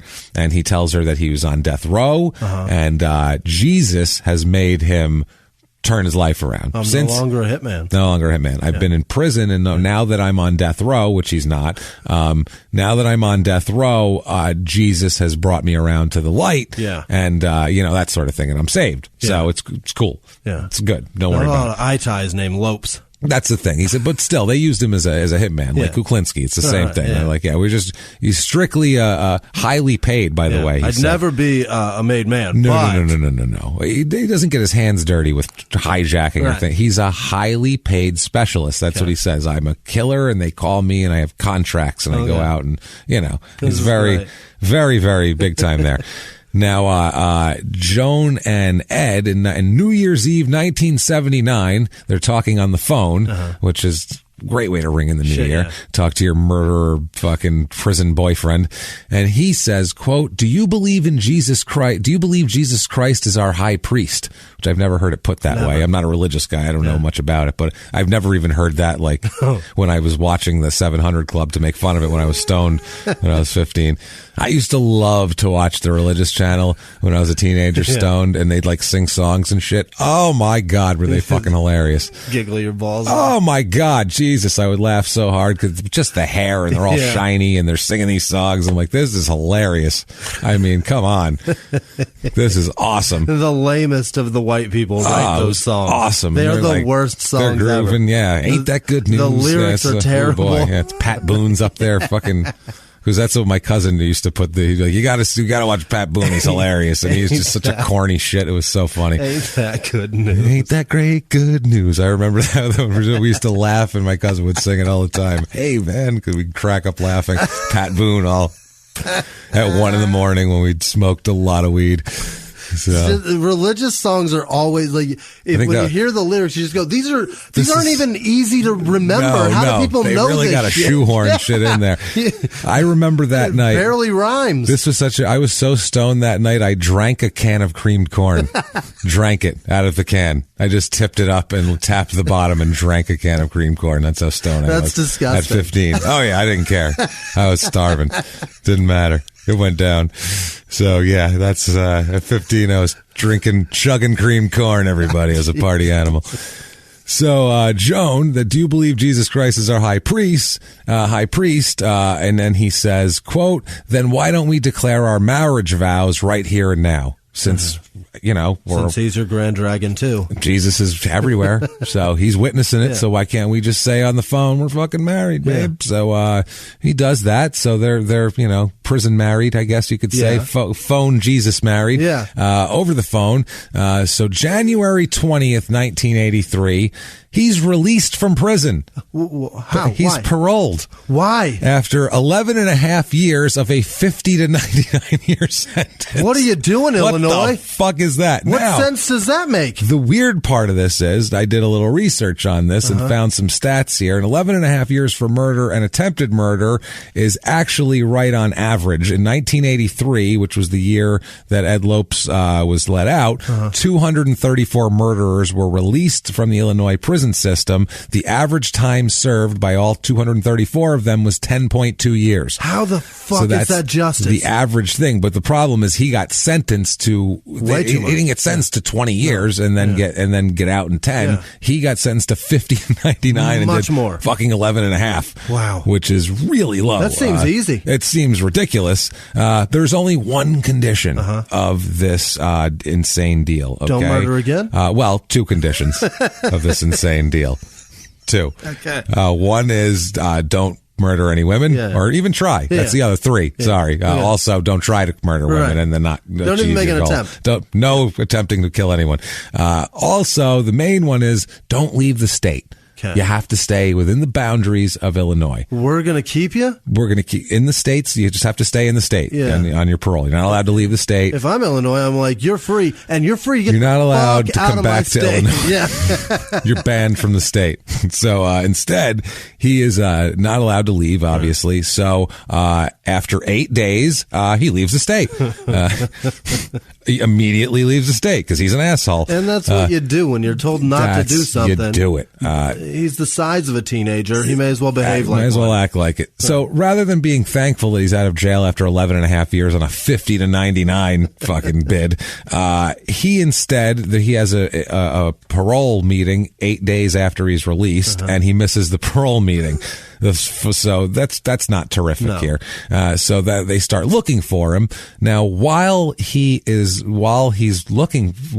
is going on, in that 8-day interim, where was he? Well, I know where he was. He's with a woman in Westmont who says she also married Lopes in 1980 while he was serving his murder sentence. Holy shit. So he got out on, this isn't Joan from the Pen Pal program that he married on New Year's Eve with Jesus and the High Priest. This is a different woman who he married, and then when he gets out on parole, he lives with her for 8 days. Okay, this 8-day period where he's there and before he misses the parole hearing. Where's this, Longmont? Westmont. Moves into her apartment. Where's that at? It's in Illinois somewhere arown there in that same area. There's a shitload of towns there. Got it. So Sarah's actually from one right next to this. So anyway, he gets out on parole. He moves into her apartment, apparently gets her to like give him money and shit like that, and kind of drains her of whatever she has. And then after 9 days, he just disappears. Okay. He just takes off and leaves her. Leaves Illinois, leaves his quote wife, leaves all this shit behind, and goes to Nebraska to hook up with Joan, the woman he met in the Pen Pal program, who their high priest is Jesus, and they got married on New Year's Eve over the phone. So he goes there. Now they get married officially. This is while he's still legally married to the other woman that he married while he was in prison. So what is he doing? He is a disaster. This is a fucking mess. Now, according to this, in 1983, she files for an annulment, the one in Westmont who lived with him for 8 days and he left. In the court documents there, she says, quote, "He has a golden tongue. Certainly I was fooled, and I think the man used me to get out of prison. He pretended that he was a Christian. He's real good at that." Yeah. So he had her come into these parole hearings going, he's a changed man, and I'm a good little church woman, and we're married now, and we just want to live a quiet life together and go to church every day. And sold me a bill of goods. All that shit. And so they said that to parole, and she's more sympathetic than him, I'm sure. Yeah. She's never murdered anyone or left a knife in someone's neck. And she's legit Christian. Yeah, she seems like a nice woman. So they're like, she's got no criminal record. She hasn't killed anybody.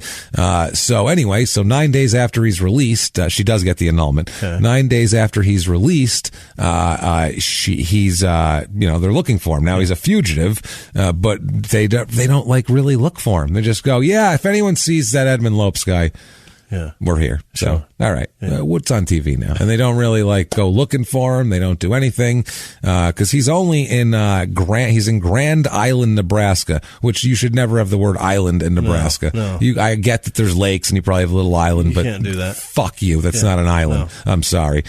So he goes to hang out with Joan there. Joan, by the way, he calls her Angel. She's his angel always, he says. Now, they have a civic ceremony, like we said. He carries a Bible with him and quotes it wherever he goes. And they say he just goes around committing acts of kindness. Yeah. And then telling people, being kind to them, and then telling them all about his commitment to his Savior, Jesus Christ. And, he found it hard getting work, as a convicted murderer. It's difficult. Right. When people go, what'd you do? Oh, my, that's wow. Yeah, I don't think I want you working at Olin Mills taking family pictures. I don't think you're hired. No, you can't do that. We do have a shit mopping job. And this is 83? This is 83 Jesus. In Nebraska. This is far too recent. He had, well, it gets more recent. So he just, he said he loved preaching the word of God, but he couldn't get anyone to trust him once they found out that he was a murderer, which, it's weird, right? Isn't it weird that not only do you get put in jail and so, gotta get a lawyer and go to court, it's such a pain in the ass, but you lose like social cachet. It's like it's not even worth murdering people. What the fuck, man? Kill one person, you're a murderer. 2.5. Right. And, one, definitely, probably 2, and almost 3. And, people put a label on you like you're an asshole. Like you can't even be talked to anymore. Ridiculous. So he was really frustrated by that. He also loved watching Charles Bronson films and things like that because that was like his old life on the streets. That's what he is. He's an enforcer. Yeah. He's an enforcer, man. He's a bad dude. He's a bad dude. But at this point, he's like, man, no one around here trusts me, and it's Nebraska. We got to get out of here. We got to go somewhere. He's going to pick Joan up and move. We're going to go somewhere where, guess what? We can just change. He's probably like, listen, you could be Jasper Brown. You could be anybody you want. Just go. I'll grab a checkbook. It's no problem. Where do they go? Washington State. Really? They go to Washington State. They struggle in Nebraska for 2 years at this rate, doing menial jobs and being angry that no one will let him preach the word of the Lord to them. He's got to know they're looking for him back in Illinois, right? They're not looking that hard. But he's got to know that they're interested at least. Interested, but it's like as long as he stays out of trouble, they're not actively looking for him. Wow. I mean, unless he gets taken in for something big that, there's not like a linked computer system. It's state to state. This is why Ted Bundy got away with it. That's what I mean. It's him too. So, one of his friends here, in Nebraska gets a break for Lopes here. He gets Lopes a job as a salesman for a medical supply company in southeastern Washington, which is not like it's not like the wet area. That's like kind of like the almost a deserty type, high, bushes and shit. Looks like wheat's growing everywhere, that type of shit there. So at this point, he's preaching as much as he can. He's preaching, and him and his wife, him and Joan join the, you have to be specific with him, him and this wife, they join the First Baptist Church of West Richland, in West Richland, Washington. It has 12,000 people now, but back then it had about 3,000 people, spread over 22 square miles. That is a lot. 3,000 people in 22 square miles is, you got a lot of space. You can't see anybody. No, you're spread out. You can't even hold hands across the fucking place. Like that's not a lot of people. So, at that point so it's a small town, it's farming and rural area here. And, at this point, this place at the First Baptist Church of West Richland, it's a Southern Baptist church. He starts telling everybody here, all the parishioners about his, how did you find, because they're all like, how did you find the Lord? And how did you find the Lord? And his is, he starts telling them, I was on death row. I was staring death in the face after being a devil person and murdering people for money. For money, I murdered them. God damn it. I was a mob hitman and I murdered tons of people and I was on death row and I said, I've lived my life wrong. And Jesus came down and God damn it, he touched my heart. That's right. I used the Lord's name in vain right after I said Jesus. To boost him. I used that as a booster for the man himself. That's right. Because that's how much I love that man.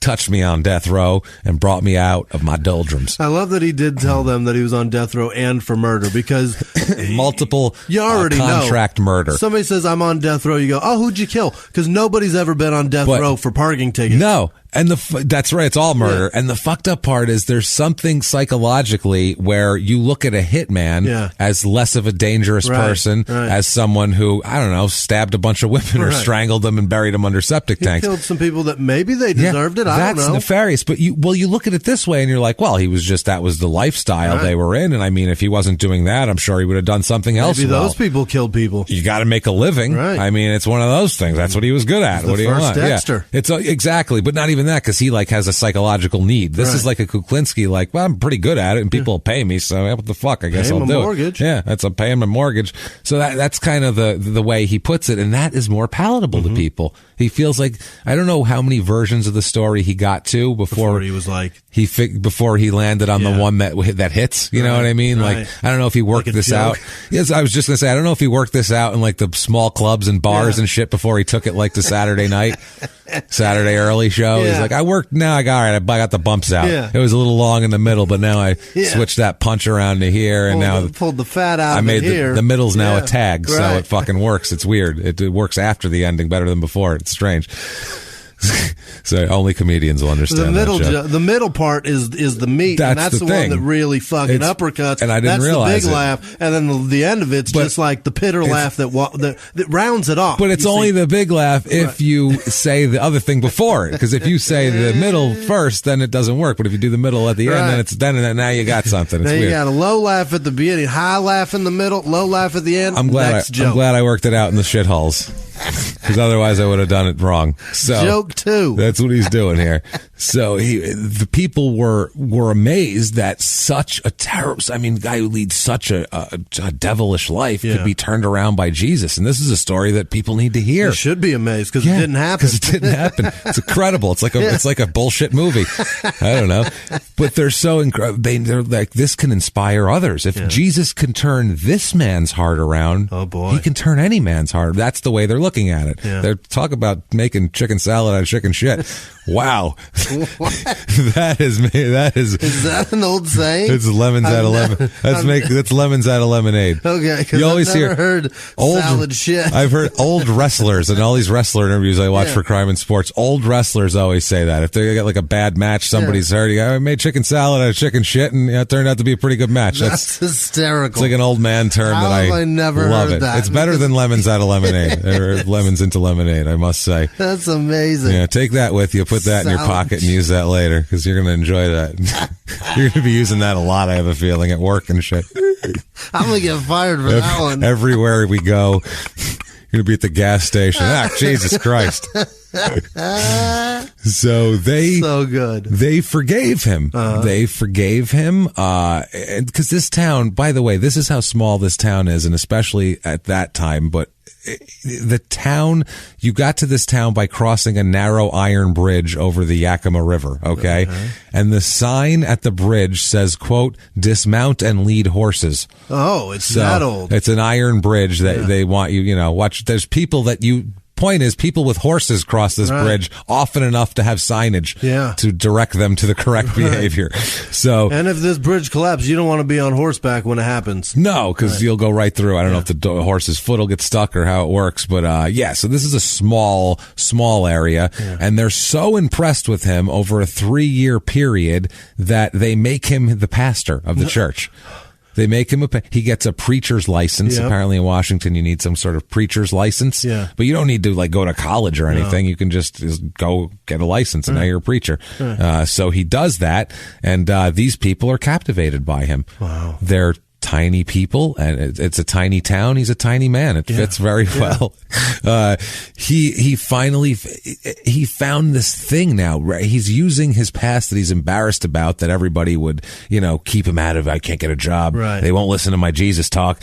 All of this. Now he's using this to his advantage with this crazy story he made up. He's like, I can turn a negative into a positive. Sure. Or you can do what? I don't know. Chicken salad. That's right. What the fuck? I recalled it. It's not perfect, but I recalled it. The look of panic that crossed your face. I was like, I don't know what we're doing. Oh God, I'm supposed to. I'm supposed to know something, and I don't know it. That was the funniest thing. I know I'm supposed to know this, and I don't know this information. Flashbacks to junior high. Shit. I was going to say, this pop quiz, fuck. She just talked about this. Shit. Whatever. Oh, man. You're laughing about it, but whatever face I just made, I'm sure several teachers have seen it. Oh, yeah. And they wanted that response as well. They wanted to laugh, too. They know that. Who is this dipshit? Oh, man. That's awesome. Chicken salad, chicken shit. Chicken salad, chicken shit. Yeah, chicken salad, chicken shit. Yeah, that's the one.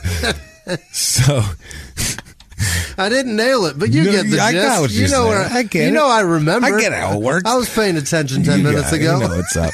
So he's after a while though, he's not like this hitman that came to the church. He's just the pastor. Yeah. And then if new people come, they tell him this crazy backstory, and then he's the pastor, and that's all he is. His wife, by the way, Joan, her nickname for him, Lover Boy. Oh boy, Angel and Lover Boy. Angel and Lover Boy. No, it's like the most uncreative CB handles ever. They're terrible. This is come in, Lover Boy. What's your 20? Breaker, Angel. Breaker. What's your 20? Good Christ. Oh my God. But everybody believes in the mafia hitman shit. And there's also more lies we'll talk about in a moment. He has he builds a monument to himself of bullshit piled high. They get a nice little house, all good works. Joan is the Sunday school director and he's the pastor, and they're running the whole thing. He also started a seminary correspondence course so he could become, officially get his shit together a little more with all the Jesus stuff. He does. It's Southern Baptist, so this is you're going to hell all day. You're going to hell, and this is like some hardcore. Lots of threats. Do what we say or else, motherfucker, type shit. Which is, I think, on the front of their version of what they use for their Bible. I don't know which King James version or whatever they use, but I believe it says, do as we say, motherfucker, or burn. I believe that's right on the front. So they tell you, I mean, they're not bullshitting you. They're telling you right up front what this is about. So, no complaining later. It's like a disclaimer. It's like our disclaimer. Yeah. That's exactly what it is. This whole thing here, he, Jesus Christ, man. He did he would like dress up and do like these, he would do like these big, just big productions, and he put on a show as the pastor there. He would, to make a point, he would dress up as like historical characters and shit. Weird stuff like that. He's a little more criminal Joel Osteen. Yeah. He's really, you go, why is he trying so hard? Right. What's he on? Ain't the word enough? Right. So enough. Come on. Yeah. He earned $18,000 a year, but everyone said he could have 10 cents in his pocket, and he'd give it to you and find you an extra nickel if you needed it. Okay. He'd turn chicken salad or chicken shit into chicken salad. Okay. Just make chicken salad out of chicken shit, man. So, see, I can't say it either. He was an umpire in the local baseball games, a member of Dale Baird, who's a member of the First Baptist congregation, and wife Lois played piano at the Sunday services. These people are entrenched in the church. Yeah. He says about old Pastor Ed, quote, he had a good strike zone. Oh. So that's good. He was not a good basketball referee, but everyone wanted him behind the plate for baseball. Okay. So Dale knows, you need an ump. Well, guy. He's low. He can see the strike zone. That's what I'm talking. 5'3". He's watching that ball sail right by. Eye level. Basketball, they're all above the rim. He can't see shit. Staring right at it. Right. God damn it. So, Jesus Christ. What was he telling people? He told people he's a hired mafia contract killer. Yeah. He said he worked for Murder Inc., which was in the 30s. Yeah, him and Ja Rule. Yeah, him and which he had his own little gang of contract killers. And he said that he killed 28 people as a hitman. And he's claiming to have worked for Murder Inc. Murder Inc. and killed 28 people. Okay. So, 28 people is what he's saying he murdered. That's better than one. Right. Confirmed. Wife. Yeah, wife. That's better than one wife. That's amazing. Yeah. 28, that's this, you can say what you want about back then, and it was sexist, and it was very misogynist, but one dead woman equaled 28 dead men. Greater than. Yeah. One dead woman greater than 28 dead men. Right. Fine. That's fine. We can forgive that. You killed your wife, scumbag. And that's exactly how it is, too. Yeah. I can forgive 28 dead guys. One dead woman, 28 I don't trust dead you. gangsters? Yeah, I'll trust you. It's a wash. One dead woman, I don't trust you. You're an asshole. I don't trust you. You got issues. I don't trust you. You don't want that equality, women. That's a different kind of equality. That should be the name of the show. A different kind of equality. Yeah. He said that he was counseled by Charles Colson, who is he was convicted in the Watergate conspiracy with Nixon. He was one of Nixon's advisors. Yeah. So Colson, he says, is okay. It's going real deep now. And personally counseled in jail by the evangelist Billy Graham as well. The world famous evangelist who wouldn't piss on this guy if he was on fire because he's so wealthy. Right. So he said he found God on death row, even though he was never on death row. Right. And at the time he said he found God, there wasn't even a death row in Illinois at the time. So full of shit. Yeah. So he's like a kid that moved to a new school and wants to be tough. Just wanted to create his own reality. It's like in my old school, we did that. I got a girlfirend. You don't know her. You don't know her. I had to come here because I got a teacher pregnant. Right. He goes to school in a leather jacket. Yeah. I got my science teacher pregnant. You'd think she would have known. You know what I mean? Wink, wink. What's happening, sweetheart? Got my science teacher pregnant. It was impressive because he's a dude. That's how strong my sperm are. They're good swimmers. I'm pretty tough. You think you're surprised? You should see Mr. Jones's face when he shit out a kid. I was going to say, by the way, it wasn't voluntary, so I'm a pretty tough guy, too. I'm tough and I'm virile. Mr. Johnson's never going to forget that. I'll tell you that right now. Mr. Johnson's never going to forget that. All right. Jesus Christ. I'm laughing. I'm giving you detention. Good God. Well, it's a fictional rape of a child on a teacher, which doesn't seem possible. The whole thing is very not possible, so that's why we're laughing about it. We can laugh about that. That's ridiculous. Holy Christ. So, that's almost like the George Carlin when they go, rape is never, picture Porky Pig raping Donald Duck, or the other way around. Elmer Fudd raping Porky Pig. Tell me that's not funny. Because it's not real. That's hilarious. Funny. So, that's the only time when it is funny. So, at one point here, a reporter for a newspaper in the area started hearing. She said she heard from a friend of hers that there was this pastor. She says, quote, basically I started out to write a feature in December about a guy gone good. A local minister here who's a friend of mine told me there was this charismatic pastor over in West Richland I might want to do a piece on because he had this really interesting background. Everybody called him Pastor Ed. He worked for the mafia executing people. That sounded pretty dramatic. Yeah, it does. So I would say so.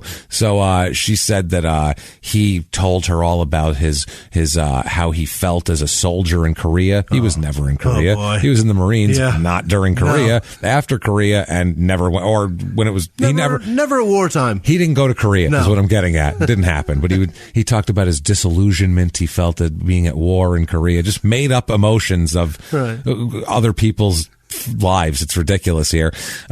Also says that this is amazing, used to keep stilettos strapped to the inside of his wrist, like, switchblades, switchblade knives that he could pop out, like at the inside, he saw that in a movie somewhere. Right. He saw Doc Holliday or somebody, a Charles Bronson movie where someone came up to Bronson and popped a stiletto out of the thing, and then Bronson kicked it out with his cowboy boot, and I just did like a round kick in front of Jimmy's face from the thing. Swirl kick. Pow, he does one of those, knocks the knife to the ground and then beats the shit out of him. Bronson's the original Steven Seagal. Steven Seagal just fucking bit all that shit from him. That's embarrassing. Pretty much, yeah. The non-athletic. Right. Yeah, because Van Damme's like, he's doing athletic shit. Like, you have to he's doing splits on chairs Nobody's and shit. watching to see his acting chops. He's doing splits on chairs where his feet are up here and his cock's on the ground. Right. You can't do that. He's teabagging the floor through chairs. Yeah, while his legs are 2 feet up in the air. It's insane. Ridiculous. So she talks to him also. He talked about that. He talked about all the cars he had and all the women and the high rolling lifestyle of being a gangster, the casinos. Then he talked about the horrible despair of death row, and even how bad the toilets were on death row was different from the rest of the prison.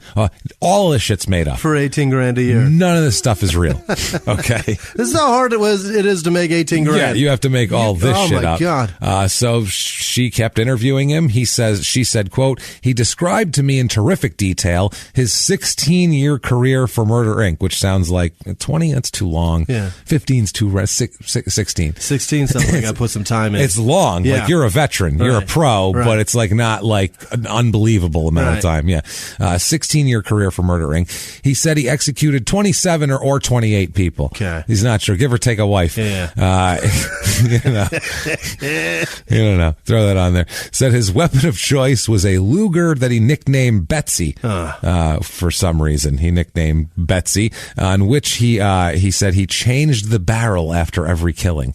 So it wouldn't be, the rifling, the ballistics. Okay. Change the barrel. Yeah. He's slick. So he's found some interchangeable barrel Lugers. They run in tons of those all around. Yeah. I mean, you can change them pretty simply. You can take a gun. I don't know what the guns were like in the 80s. 28 times. Just throw it in the fucking river and get a new one. What are you doing? You're a highly paid mafia hitman at the casinos, and throw it in the fucking Hudson or the lake or wherever you are in Chicago and move on. What are we doing here? Jesus Christ. So during this interview, it's with the Tri-City Herald, he tells this reporter, Wanda Briggs, that he also killed a woman in Brockton, Massachusetts in the 1960s. Oh, you don't do that one. Why did he say that? Who the fuck knows? Yeah. No one knows why he said that. She's not saying, did you kill that? She doesn't know anything about that shit. Nothing. She knows nothing about it. He just brings that up. Yeah. She was on board with the mafia hitman in Korea and all that shit. Now, all of a sudden, he's killing women in Massachusetts. Yeah. So this is crazy. He also told the story of killing the woman in Massachusetts to at least 2 other people, one of which is Galen Irby, who's the director of an association of 23 Baptist churches in this area in southeastern Washington. And police have obviously been trying to link him to that death for a long time. Now, the reporter, Wanda Briggs, says, quote, when we were done, I told him, don't be offended, but I'm going to check you out. And she said he really didn't blink an eye. So the reporter called Illinois corrections officials to check whether he had been on death row or not. She did her background. She's a good reporter, obviously. She checks that out. And that's at that point, they said, wait, who are you talking about now? Lopes. He's kind of a fugitive. And she's like, interesting. So this led them to him. Now she's like, the people in Illinois are like, where'd you talk to this guy? Cause we'd like to have a chat with him. He's, a fugitive and all that.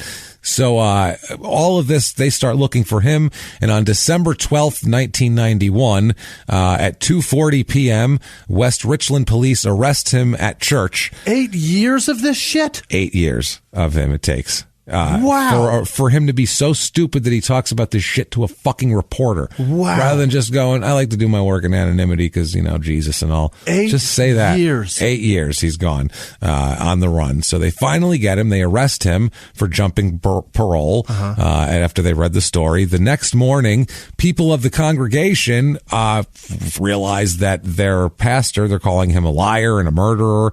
There's a front page article that says, quote, lies expose killer turned Tri-City pastor, which sounds killer liar right in the fucking title. Yeah. Killer liar pastor. That's what you see right there.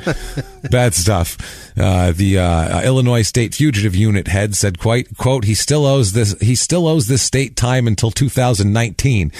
So that's a long time from 1991, obviously, still now, right this minute. So he's in jail in Washington, arrested, and he said he broke down in tears, and admitted that he lied, but he's not a bad guy, and none of whatever.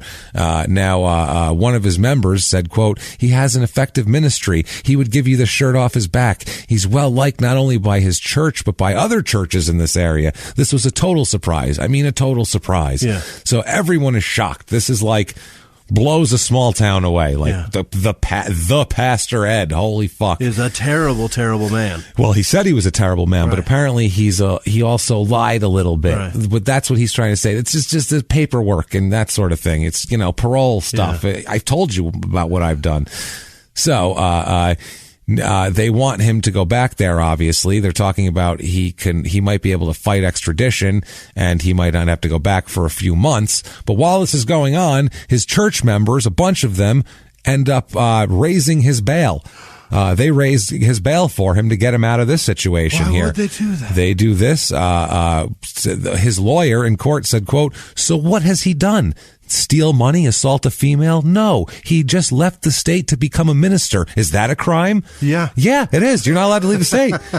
It doesn't matter what you're becoming. You could you could have left the state to become Santa Claus. They'd arrest you in front of your elves. It doesn't fucking matter. He became something when he left the state. It doesn't matter. A fugitive. Yeah. And it doesn't matter what else you are. The rest of it's moot. It's because you're a fugitive. So they put up his bail. $5,000 bond was being held, and they end up revoking his bail and then giving him bail again, basically. His attorney said, quote, "He never dreamed his bond would be revoked. He's devastated." So then they asked him, so they turn him in again. They revoke his bond once he's out. And then he asked for 2 weeks to put his affairs in order before being turned over to Illinois authorities. Yeah. This guy who's run for multiple things, killed women and knows to run away. Right. Does separate fucking identities, forges checks. This is a guy, when you get him, you hold on to him tightly. Yeah. You don't let him go. Never. Judge says, yeah, that's cool. Yeah, 2 weeks. You go out in the world for 2 weeks. You're fine. Get on out of here. 2 weeks of do whatever you want. Yeah. So, he said he was talking to people outside, to the press and to his parishioners and everything, and he said, "It lies, all part of the lies. I figured if I kept my nose clean, they wouldn't come after me. But I had this hidden sin and tried to run away. Now God has told me I can't hide." He acts like he turned himself in now. Yeah. God's told me that. But he let me know by sending a bunch of police officers in to arrest me. Right. It's a weird way. They say God works in mysterious ways. Yeah. Sometimes he works through handcuffs. Hey, reporters, what did he tell you? Yeah.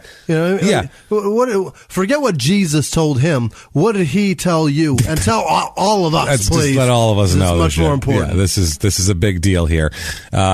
They said that his parishioners, most of them believed at this point, and this is what they told the press, they believed that Satan was responsible for their pastor's unmasking, and they raised $50,000 to free him before his bail was revoked.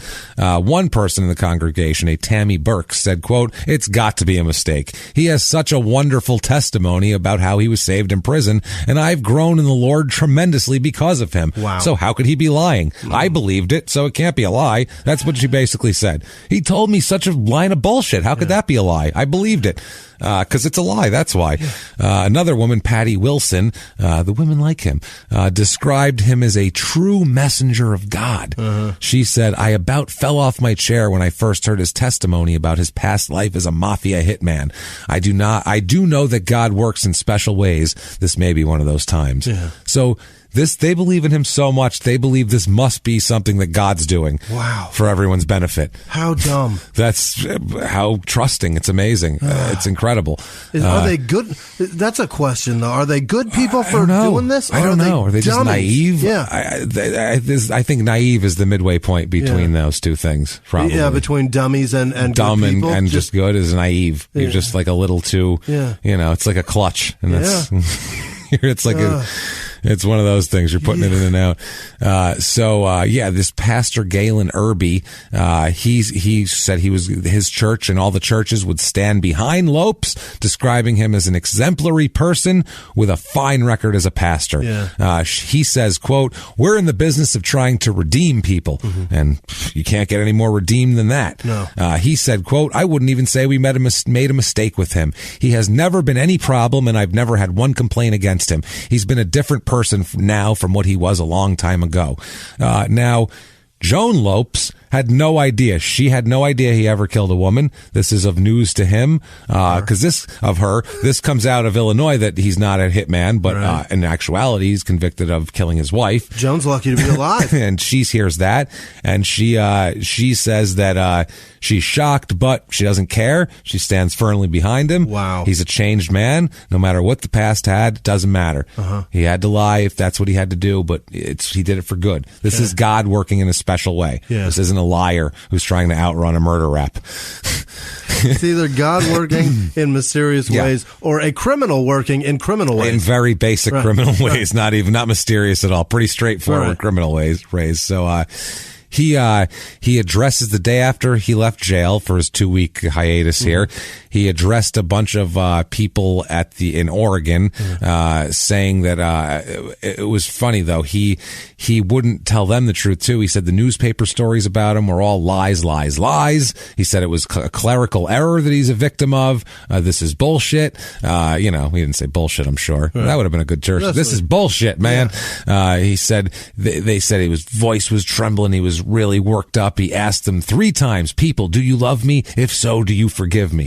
3 times, really loud. This is a Manson thing, total Manson thing. So he would lay low a little bit. He said he was hoping it would all blow over, and he just wanted us to lay low. Even another thing, the parishioners, Jesus Christ, one of them tried to plant a story with a television station who had an in with the station, saying that Lopes's the whole thing had just been a paperwork mistake in the prosecutor's office, and whatever. They were these church people were trying to blatantly lie and get the press to lie for him, because in their mind it's worth it, because he's going to bring in the lambs or the sheep or whatever the fuck you bring in to slaughter or to the herd, or I don't know.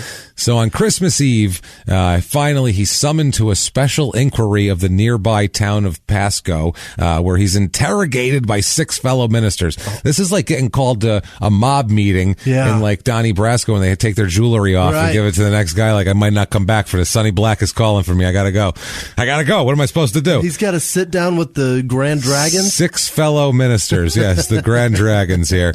They begged him to come clean about his past. They promised him love and support. Eventually, Pastor Ed agrees to write a letter of explanation to the members of the church. So on Christmas Day, he wrote this out here. Oh, boy. "Dear parishioner, you are aware that in the past few days, things have come to light concerning my past, showing that I have not been truthful. I want to come before our church on this Sunday, December 29th, 1991. He's making an appointment to set the record straight. A few days from now, 4 days. Be there or be square, RSVP, you know what I'm saying. Bring a dish. That's all I'm going to say. All right. Gotta go. BYOB. All right. So he said, I want to share with you my true testimony and clear the air of whatever is untrue. He went on to describe his lies. He said there was no mafia. He was never on death row. Well, there is a mafia, but he wasn't a part of it. Hey, the mafia is a fucking lie. It doesn't exist. He said there's no death row, no Chuck Colson there, no Billy Graham, none of these people. He said that these were all deceptive things that he said, but they weren't meant to hurt them. He took pains to emphasize the truth of his commitment to his wife and his religious conversion. He said, that's all that's important. Right. I don't care what I said before about this or what I actually did. Right now, it's Jesus and Joan and Jesus. That's all there is to it. So I feel like that time that I told that girl that I was in the Marines. Exactly. It's the same thing. It's exactly what you see. He stole mafia glory instead. Shit, now I got to keep lying. Shit, damn it. Fuck. How many people I tell? I just expect you to stick around. Damn it. You're still here? Shit. So he also said an explanation. He said he was afraid of being rejected, and he created the lies so people could accept and like him. And he apologized to his parishioners and asked God's forgiveness, and that each parishioner meet him face to face and let him share this true test. I'll look you in the eye individually, and I'll tell you this. So he addressed everybody, all the pastors. The problem is, the pastor said that he seemed pathologically incapable of saying anything without bearing false witness. Yeah. He said, quote, "You've come to hear a confession and you will." And he said, "I've lived a lie." He tells the church. Then he talks about all the lies. He also says that Wanda Briggs, the Herald reporter, was, quote, "God's instrument to expose me." So he was not saying bad things about her. He said he became a minister to hardened criminals and in prison, and, quote, became a preacher and I felt good about myself. And people in the congregation were crying. He brought tears to their eyes. He said, "I stand before you sorry and ashamed. I'm a man who has repented, a man who has been forgiven." Yeah. So that's that. Moving on. So give me 18 grand a year. Pancake breakfast this Saturday morning. He just moves on with announcements. We're going to have a toy drive at the end of this month. We have a rummage sale. Bring all your shit you don't want. Oh, it's going to be good. So he admitted that he was legitimately convicted of murdering 2 women, one of which was his former wife, and or convicted of murdering a woman, one of which was his ex-wife, and attempting to murder the other woman here. Then he wished them goodbye, and he asked everyone to support him that night. And when he came back for a service, after he told everybody the truth, he said, "Now I told everybody he came to hear the truth, right, but now if you still want to come and pray with me later on, after hearing all that, I'd appreciate it." So later on, 38 of the people came to pray with him that night. Wow. So these people stayed. 38 people are so nice. It's insane. So the next day, he invites all these Baptist ministers over again to have a roundtable discussion with the reporter. And Briggs, the reporter, kept asking him for more details about these murders, anything. Just give me details here. He refused to answer, but finally, after the ministers would ask him questions, he broke down. He admitted that he murdered the woman in Brockton, Massachusetts, Helen Hansen, that he hasn't been convicted for. And he said he met her at a bar, and he killed her later that night, and he didn't know her name or which bar it was, which is also lies, because he was living with her for a year. Yeah. So Wanda Briggs said, quote, "He was vague, almost evasive." And so they said they really felt like he was lying about a lot of things. So they asked him how old he was, which they knew the answer to. And he replied that he was 61, even though everybody knew that he was 56. So one of the time, Pastor Phillips, asked him, he said, quote, "Listen, Ed, how old are you?" And he said, "Brother, I'm 56. And this guy just lost his temper and got pissed off, smacked the table and said, quote, "You mean after all this, you can't even tell me the truth about something as simple as your age? You've been lying about that too? Enough is enough. If he lies about something as insignificant as his age, then what else is he lying about?" Yeah. Everything. Fucking everything. He's never told you anything true. Everything he says. What would make you think it's true at this point? That's what I would not. What would make you think it's a lie? What would make you think it's true? Right. Jesus Christ. So police in Brockton, Massachusetts reopened the case of Helen Hansen. It's 26 years old at that point. They name Ed Lopes as a suspect. Now he's being investigated. Like I said, he goes back to jail. And when his wife hears about that, Joan, she's very shaken. So he's back behind bars. He finally agrees to resign his ministry after a church survey showed 2/3 of his congregation wanted him to resign. So from his cell, he wrote a letter of resignation. It was biblical, obviously, a lot of shit like that. I'm sure he was throwing himself right up there on the cross, for lack of a better term. Just martyring himself. At the mercy of the court. So they exhumed Helen Hansen. Really? A preliminary autopsy showed that she may have been beaten or strangled. Now, with better technology, 26 years later, she may have been beaten or strangled. And another guy, this is fucked up too. When he's arrested in West Richland, when they take him out of church and interrogate him, one of the guys in the police department who's assigned to interview him was actually one of his parishioners. So he had to say, Pastor Ed, I'm sorry, but let me talk to you about killing a person here. And Pastor Ed wouldn't talk to him even. Really? No. Give me a new one. Yeah, give me a new one. So back in Illinois, there's details of the Helen Hansen murder are revealed.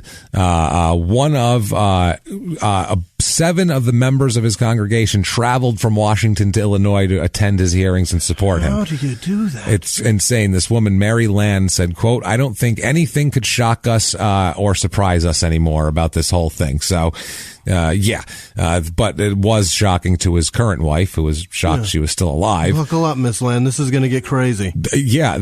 When County Prosecutor Andy Miller read an affidavit about with the police report of what they found with Helen Hansen, Joan was said to have put her hand over her mouth and said, "Oh my God," to herself. Like she was, everyone saw it, which is a bad thing, a bad sign at that point. Oh shit, his wife is scared. That is something you do when you're trying to keep words in your mouth because you're hearing what's happening and you don't want those to be said that way. No, Jesus. That's just a subconscious thing you do. Fuck yeah.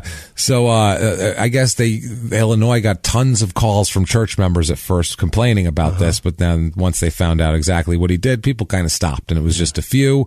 The prosecutor said, quote, I understand the church people thinking this guy has turned his life around, but a sense of justice for the victims' families needs to be remembered. Yeah. Well, he ran away, So he's officially violated for parole on February 18th, 1992. He goes in front of the State Prisoner Review Board. Joan Lopes, her daughter Sarah, and a bunch of parishioners, like we said, traveled. By the way, he met Joan through her daughter Sarah, who was contacting people. Really? And then, it's a really weird thing. And then ended up being like, you got to talk to this guy. He's great. It's all about Jesus. And then the mother, rather than saying, stop talking to prisoners, the fuck are you doing? The mother said, oh, he sounds nice. Has he got a cock? Oh, I bet he does. It's in another state behind bars, but I'll take it. So they all traveled at their own expense here and everything. Now, since this, they have his followers that followed him have started a new church in his name, not in his name, but with him as the pastor. They've broken away from the old church. It didn't support him. How fucking cult is this? Brainwash. This is crazy. Called Cross of Christ Bible Church. That's the new church that follows him, or he's the pastor of. It's operating out of one of the parishioners' home, and it's they hope that that they're asking the parole board, please don't imprison our pastor. He's the leader of our church. They're doing this to try to get him out of jail here. Now, the prosecutor, Andy Miller, has something to say here. I think we'll give them a statement. He says, quote, I think there was a feeling in the beginning that he was being unfairly prosecuted. One of his parishioners called up a local TV station and said that I admitted it was a paperwork mistake, which of course wasn't true. His attorney, for instance, will say he hasn't broken the law since he's got out of prison, except for jumping parole. Hasn't changed his name here in Washington, hasn't gotten a different social security number, and he's been a model citizen, etc. But what gets lost here in situations like this, I think, is the families of the victims. There's a sense of feeling justice. If you don't punish people for parole violations, why have the parole system at all?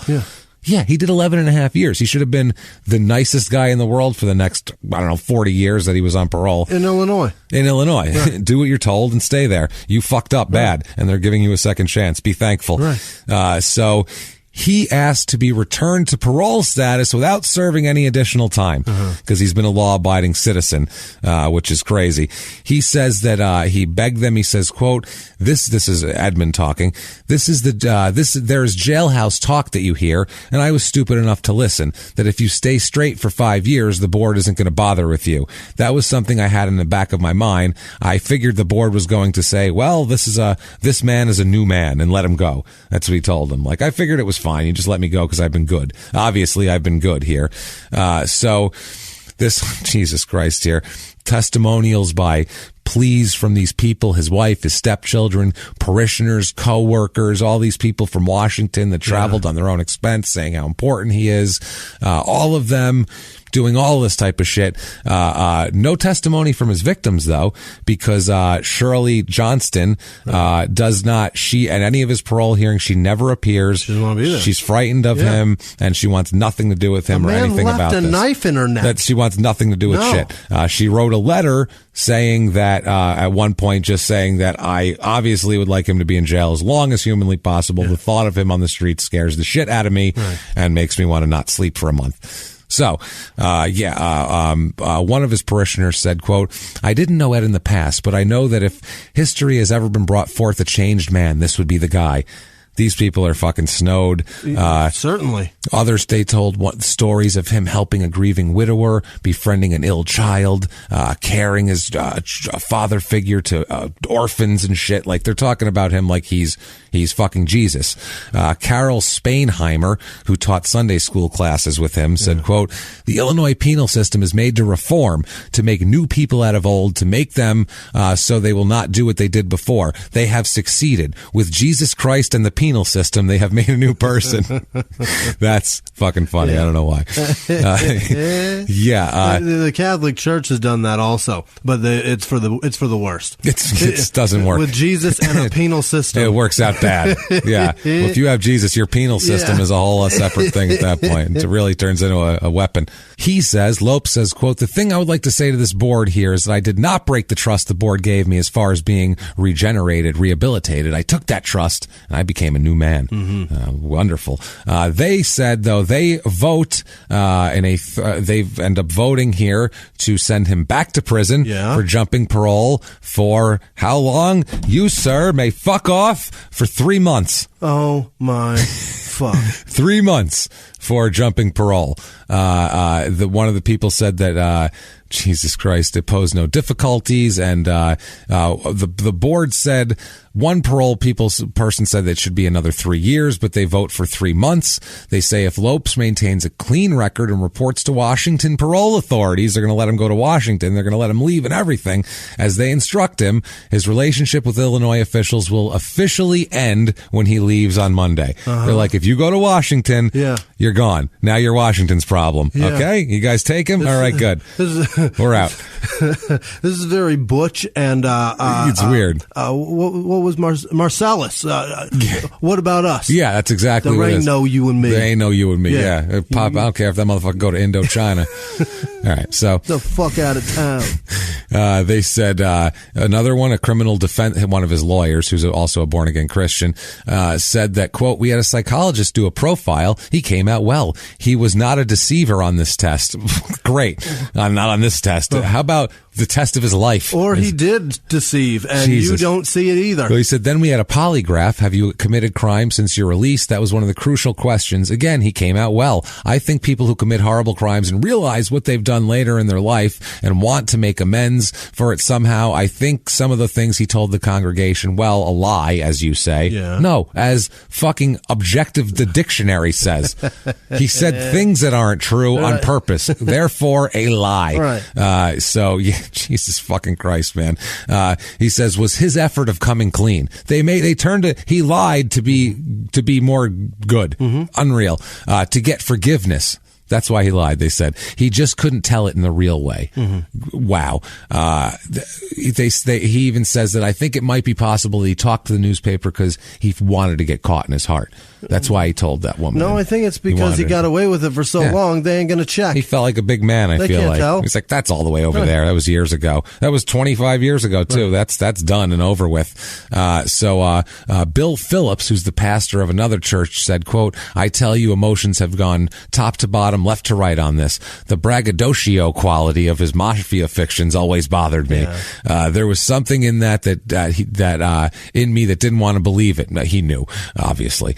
But you see, he was such a believable person. Look, I want to understand that Brother Ed Lopes did no doubt have a personal experience with the Gideon Bible. I believe he's a born-again man, but born-again people can be crooked as a snake, too.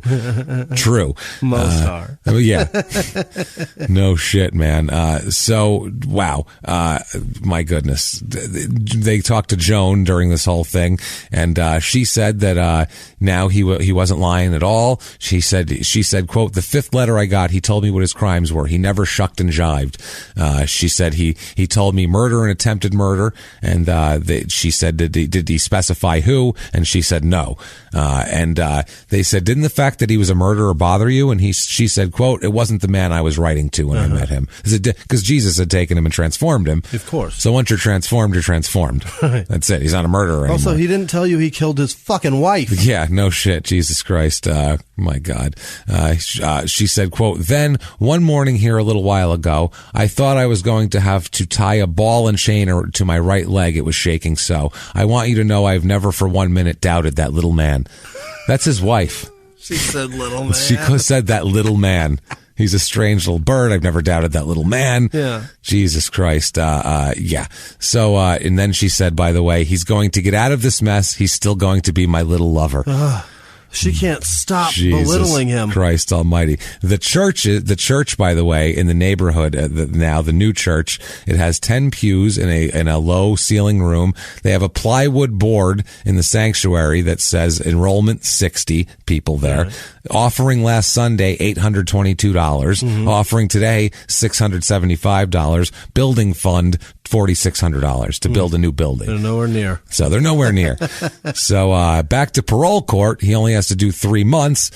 He's continued and he's let off on May 18th, 1992.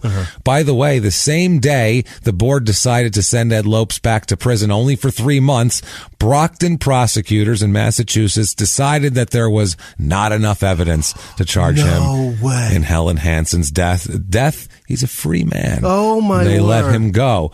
But he's a free man, and he goes back to West Richland to take up his ministry, but things don't go real well. There's articles about him. An article in the paper says, quote, "He lives in a fantasy world of homicide. Only 5 months ago, he was lying to his West Richland Baptist Church congregation about his past.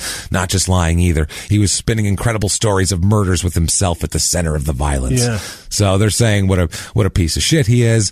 After a couple weeks of all of this, no one came to his services.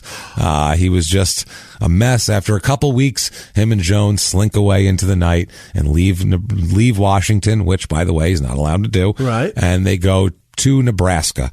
Back there. Back to Nebraska.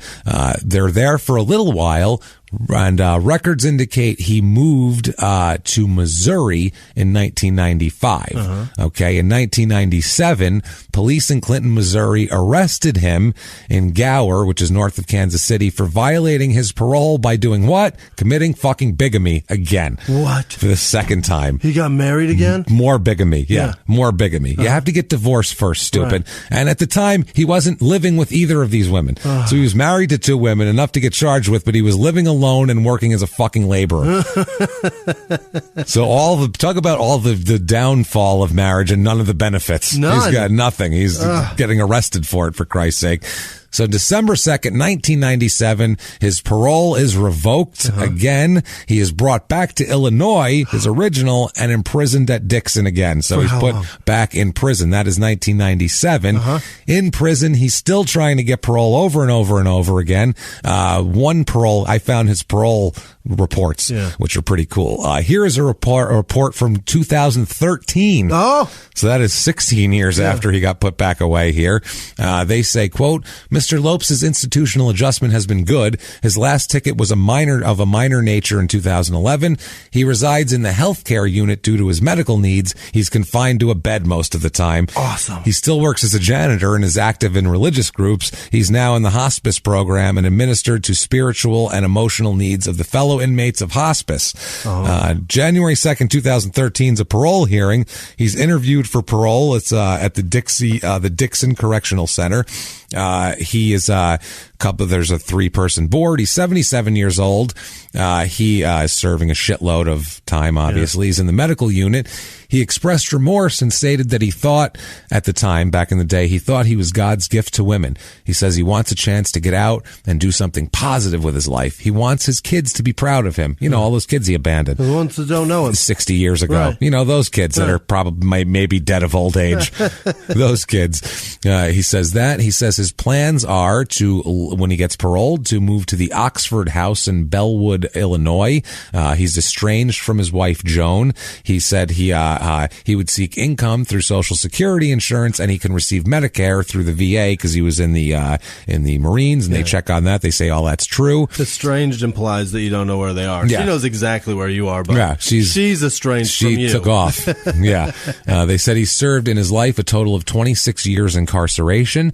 They said he's been incarcerated since the 70s. He's been paroled twice, locked up for 17 years. He served 13 years and was paroled then. They're talking about all this shit here. They say he has no violence since he's been in corrections, which, and there's no women there. 77. Yeah, they do note that he's been a scam artist his whole life for everything. They also said he has no relationship with his children to speak of, to make them proud of. He's very weak and very ill. One of the parole board actually says they believe the parole board is reaching to keep him locked up on a parole violation. He's 77. He's got heart failure. He's got liver problems. He's got all sorts of problems here. Another member of the parole board noted that his actions have caused the destruction of lives, and he involved a lot of people in his scams. They said last year he almost got out. He was like 50-50 on the board, on the fence of getting out on parole. Yeah. And finally they said that they got a letter saying that he will be accepted by that house, if the Oxford house, if they let him out. And so they tell him, fuck off, parole denied. You're not getting it anyway. 77, sick and whatever. Maybe keep you a little extra time. They said, quote, the board makes a specific finding that the release of victim protest letters could subject a person to actual risk of physical harm. They're talking about Shirley Johnston, his safety and her safety, and her mental being safety out there, and also his safety of, people might want to hurt him. Right. So he pleads to the governor for clemency. He says he recognizes all the bad in his life has come on his own doing. He says, but now as time approaches, he wants to have a few fleeting moments of freedom once again. He says, please help me. He says he's dying from heart and liver problems, and he asked to be released to a halfway house. He's in hospice. He's a volunteer. He says he doesn't want to find himself in the position of other men he had counseled in their last days. He says he desperately doesn't want to die in jail. August 2nd, 2013, Edmund dies in jail. His clemency letter never made it to the governor. Never got read. It was in the process on his pile, but never even got read. He died. He dies in prison in 2013, much like two of the women, and who knows how many women he's fucking killed. That's the other thing. We have no idea. With that kind of MO, he was just fucking killing left and right. He could have went down to Florida. He could have had a trail behind him in Florida. He could have just, the Gators must have ate her. I don't know. Shit, she's gone. There was a book here that I got some interesting background information from this that I got to give credit to the book, because they had that background information other people didn't have. The book is called For I Have Sinned by John Glatt. And it's about like religious leaders that kill people, basically, like that sort of shit. Like, bad pastors. It's pretty fucking cool. I read it. It's good shit. So check that out. That is Bloomingdale, Illinois, and West Richland, Washington, and a whole bunch of other shit. Brockton, Mass. With 11 years. How do people not know this story? Yeah. That's another thing. Well, how is this not a story that you hear all the time? This is crazy. Constantly talking about how we can't lower sentences and just let people out. How is this not an example of that? Well, not when they're killing people. Like, this is fucking crazy. Like, that's terrible. Wow. How many people could he have killed back then? Who knows? That's terrible. I don't know how nobody knows about the story. Like, how this wasn't like, oh yeah, this story, it's too popular for us to do. This is disgusting. I don't understand it. So, wow. If you like that story, you're not too disgusted by this when you're done with it, give us a review. Go to iTunes, Apple Podcasts, whatever the hell you want to do here. Give us a review. 5 stars would be wonderful. It really helps drive us up the charts. I can't tell you how helpful it is on the business end. Doesn't matter what you say. It's not for our egos. You can go to shutupandgivememurder.com to get all of your merchandise. Leggings are up. Murder pants are up. They say murder on the leggings. They are official murder pants in our font. Get those. We have everything on there. All your mugs and t-shirts and bath mats and all that horse shit. Also, get your tickets to West Palm Beach, Florida on February the 21st at the West Palm Improv. Get your asses down there and see us, because we are going to put on a hell of a show. I can promise you that. It's going to be a party. Do all of that. You can follow us on social media. We are at Small Town Murder on Instagram, at Murder Small on Twitter, Small Town Pod on Facebook. Just search us. You'll find us on there. Follow us on there for all that kind of good stuff. stuff. We post some funny shit and some updates on things. So follow us. And if you want to be a big hero, absolute hero, we can't tell you how much we love these people. Well, we're going to try in a second here. Our producers, the people who make this show run, you can do that. You can become one of those people by going to patreon.com/crimeinsports or heading over to PayPal and using our email address, crimeinsports@gmail.com, to make a one-time donation. Every dime is overwhelmingly appreciated.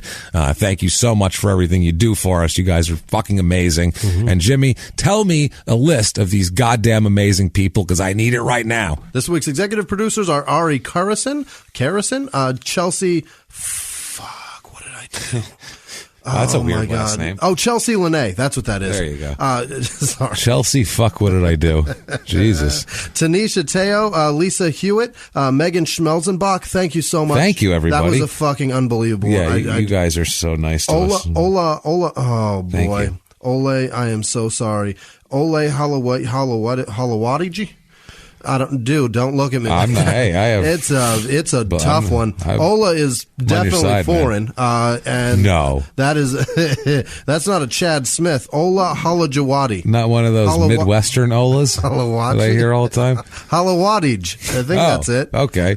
Well, thank you. I like your name, and I wish we could pronounce it better. Howard Wilson, Ben Kastner, Scott Leibarger, and Michelle Gilbert. You guys, thank you so much for. Can't thank you enough. You guys really lead the charge, and we life's really appreciate blood. You. Yeah. Thank you, guys. Other producers this week, we have Jacob Harshman, who went to both Patreon and then over to PayPal. Thank you, man. Karina Walker, Haley Brastaukis, Thomas Smith, Michael Bretz, Jen Stevens, Chris Courier, Matt Dietrich, Benjamin Donaki, Chelsea Morgan. You know what? She donated twice. Wow. Thank you, Chelsea. Thank you, Chelsea. Wendy Dyes, Suave Marcia Gumbo, or Marcia. I'm not good at this. I don't know what I'm doing. Brendan Abels, Kelly Higby, Amanda Asperheim, Bill Szynski, Steve Schnell, and PA. Thanks, Steve. That's the rock and roll. Thanks, brother. Heavy metal scientist. Yeah. That's what it is. What am I doing? What's up, Steve? Thanks, brother. And in Pennsylvania, when we were at the Philly Punchline, he told me what he does. It's fucking. Oh, he's fucking smart as shit, that guy. You look at that guy and you go, "What's this difference?" You talk to him for 5 minutes and you go, "Oh yeah, he's really smart. He's clearly, he's a really smart guy." But you look at him and you're like, he looks like a roadie from a psychopath. Yeah, he looks like he looks like he'd like crush your skull for selling bootleg Metallica T-shirts in the parking lot. They'd send him out there to like kick your skull in. And then he's a great guy. Cheap wine out of your skull. Yeah, and he's a great dude. He's amazing. Quebec. I don't know if the city donated. The whole city. I think Thanks, so. French people. Jesse Hartman, Maribel Leal, Remy Pequary. Is it Remy or Remy? R-E-M-I with like a little thing. Ramy. I'll bet it's Ramy Pequary. Okay. That's right. Or Pequary. That sounds great. I'm sure it's wrong, but it sounds beautiful. Ashley Vio, James Fraker, Deanne Dooley, Margie Coonsey, Tracy Renninger, Jacob Hoem, Jordan Moser, Naima Shea, Marshall Walker, Peyton Meadows. Mayhunes. The fuck did you pull that out of your ass from? Oh boy. Under the Sea Fabrics, Edward Kaczynski, Marshall Walker, John Volkanar the third. I've said his name a million times and I can't I'll never get it. Tough one. Jesse Foster, Rachel Robbins, Stephen Rude, Stephanie Smith, or Smith Stephanie. I'm sure it's Stephanie Smith, probably, but it came in the other way. All right. Rachel Robbins, Stephen Rude. I said that. Laura Schwartz Hockey, yes. Janice Hill, Jonathan Wilder, Keith Cole, Ashley Hathaway, McKenna Coda, Dominique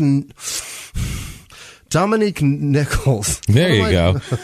That's the one. This is really frustrating. Alex Calder, Caleb Crawley, Shauna Rogers, Roger Lovelady. What? Heather Mueller, Gary Howard, Barbara Howells, Lindsay Firster. Almost called her Fister. Sorry about that.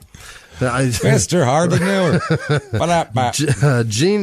Sean Tucker, Misty Keene, Vern Parks, Ted Cyrus, Natalie Meyer, Gretchen Jones, Neil Jones, Justin Miller, Patricia Grace, Charlie Way, Haley Marble, Shama Parker, Shama Parker.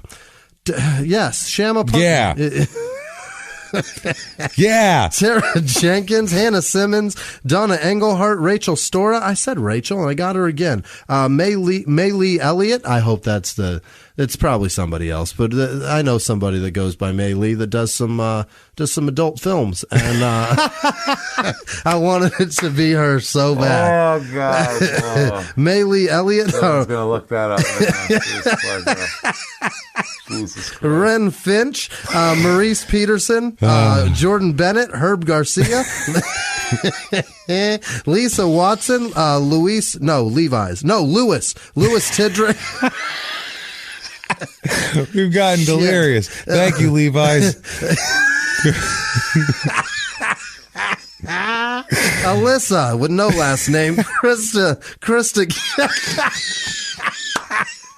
I called him Levi's. Krista Gibson, Aaron Ishiak, Caitlin Minguez, Heather Norton, Jane Richards, Lindsay Walker, Sebastian Martin, Stacey Hardy, Daniel McDonald. I am so sorry, Lewis. Spring Monday Wise, Team Crucial on YouTube. I don't know what that is, but you can go look them up. Chad with no last name, Emily Brazil, Kelly Panosian? Yes. Panosian? Okay. It's one of those. Yeah. Ashley Wilsey, Summer McLean, Matt Sledge, Matt Sledge. Sorry, sir. Levi Sludge. Where's Levi Sludge when you need him? That sounds like it's something that happens after a lap dance. I got Levi Sludge, everybody. I'll be back in 5 minutes. I gotta go to the can. Carly Dodson, Jamie loves Jimmy because she's very nice. Kay with no last name. Jacob Cornwell, Desiree Brown, Vanessa Fajardo, Fajardo. That's it. Yeah. Daniel Harnois, Lonnie Hall, Plum Foxington. That can't be real, right? I hope so. That's a great name. Kristen Waller, Kurt Atherholt, Brittany McDonald, Tracy Jones, Laura Fasoni. Oh, yes. Stephen Tucciarelli? No, Tutrello. Ken Slattery, Jen Colazzo, Patrick Fetty, Captain Surly. That's easy enough. Carrie Berger, Colin Shea, Jimmy's nutsack. That's what that says. Whatever. You got me. You happy now? Edgar Cordero, Lily Meyer, Dragonfly Girl, Shelley Cassidy, Don Peterson, Mariah Musgrave, Carrie Centeno, and Haley Landgraf. Wow. You guys... It's a fucking unbelievable list, and we can't be thankful enough to really tell you how grateful we are. Thank you. Thank you. Yeah. Thank you so much, everybody. This is it's been a wild week, and wow, thank you so much for everything you've given us, and we just appreciate the shit out of everybody that hangs out with us. Thank you so much. And what if people appreciated the shit out of you, Jimmy? Where can they find you to tell you that? You can find me at Whisman Sucks, WHISMAN Sucks on Twitter, Instagram, and Snapchat. And the messages you guys send, I do my best to read or respond to just about all of it. And thank you guys. So it's fucking overwhelming. The support that you guys give in terms of personal words is fucking rad, and I really appreciate it. Like Funky Ryder and her sister Vinny. Sister Vinny? Yeah, I think that's true. Okay, sure. She wrote me about her sister's birthday or something. It's interesting that these people listen. The people that listen, they listen and they listen with their family, and that's cool. And they have like inside things that they say to each other. It's amazing. Okay, I love that so much when people like listen together. Like when we have people come to our shows and it'll be like a mom and her 17-year-old son, or like just a couple of sisters or a group of people from an office. We all work together and we all listen. So personal. They're like connected, and they say like, we say this all the time, and they have like what we have done our whole lives with movies or comedians or whatever. You have these little lines that you go back and forth, and great outdoors, and to some people we're like 10% of the great outdoors for them, which is pretty cool. Some people have only seen the great outdoors because of us. That's like weird. Bill Murray calling Chevy Chase medium talent. If it's coming from Bill Murray, that's a compliment. You know what I mean? He's trying to be insulting, but fuck, I'm proud of that. that What shit. about you? Where can they tell you your medium talent? You can call me a medium talent over at Jimmy P is funny, or you can copy and paste my last name from the show description because it's long, and why bother? Yeah. Why try to spell it if you really don't have to? I mean, honestly, what are we talking about here? But I can't thank you guys enough for everything you send my way and compliments and everything. I don't know how to take them sometimes, but I appreciate them a ton, and we really do appreciate everything. Even you Oregon people, we even appreciate. So this episode, did you watch any news coverage of this? Like watching somebody say his name?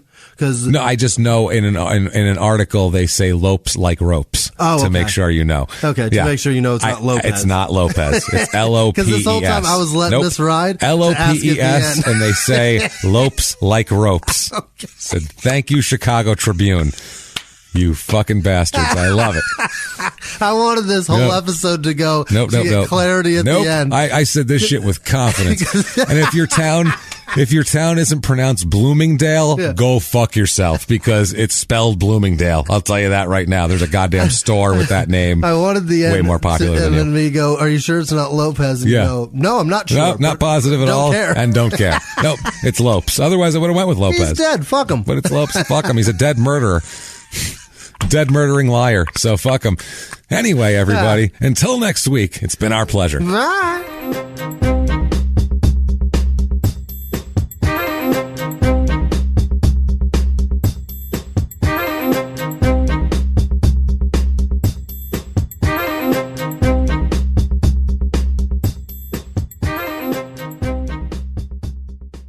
If you like Small Town Murder, you can listen early and ad-free now by joining Wondery Plus in the Wondery app or on Apple Podcasts. Prime members can listen early and ad-free on Amazon Music. Before you go, tell us about yourself by filling out a short survey at Wondery.com/survey. In the 1980s, a rosé swept the country. Hey, Mike, I really like this White Zinfandel. Well, good. Now put it down. I'm going to try another one. White Zin became America's top-selling wine. But most don't know that this sweet drink has a sour history. What began in 1986 with counterfeit bottles, a big fraud, a multi-million-dollar fraud, sent investigators chasing one of the most powerful families in the business, the Licciardis. But the closer the feds got to them, the more dangerous things became. It's a story of deceit. At the time, I was paranoid. Threats. You touch my kids, I will kill you. And murder. With a .22 caliber bullet to the head. What started with a scheme to mislabel wine spilled into a blood-soaked battle for succession. Welcome to Bloodvines. You can binge listen to Bloodvines exclusively and ad-free on Wondery Plus. Join Wondery Plus in the Wondery app, Apple Podcasts, or Spotify.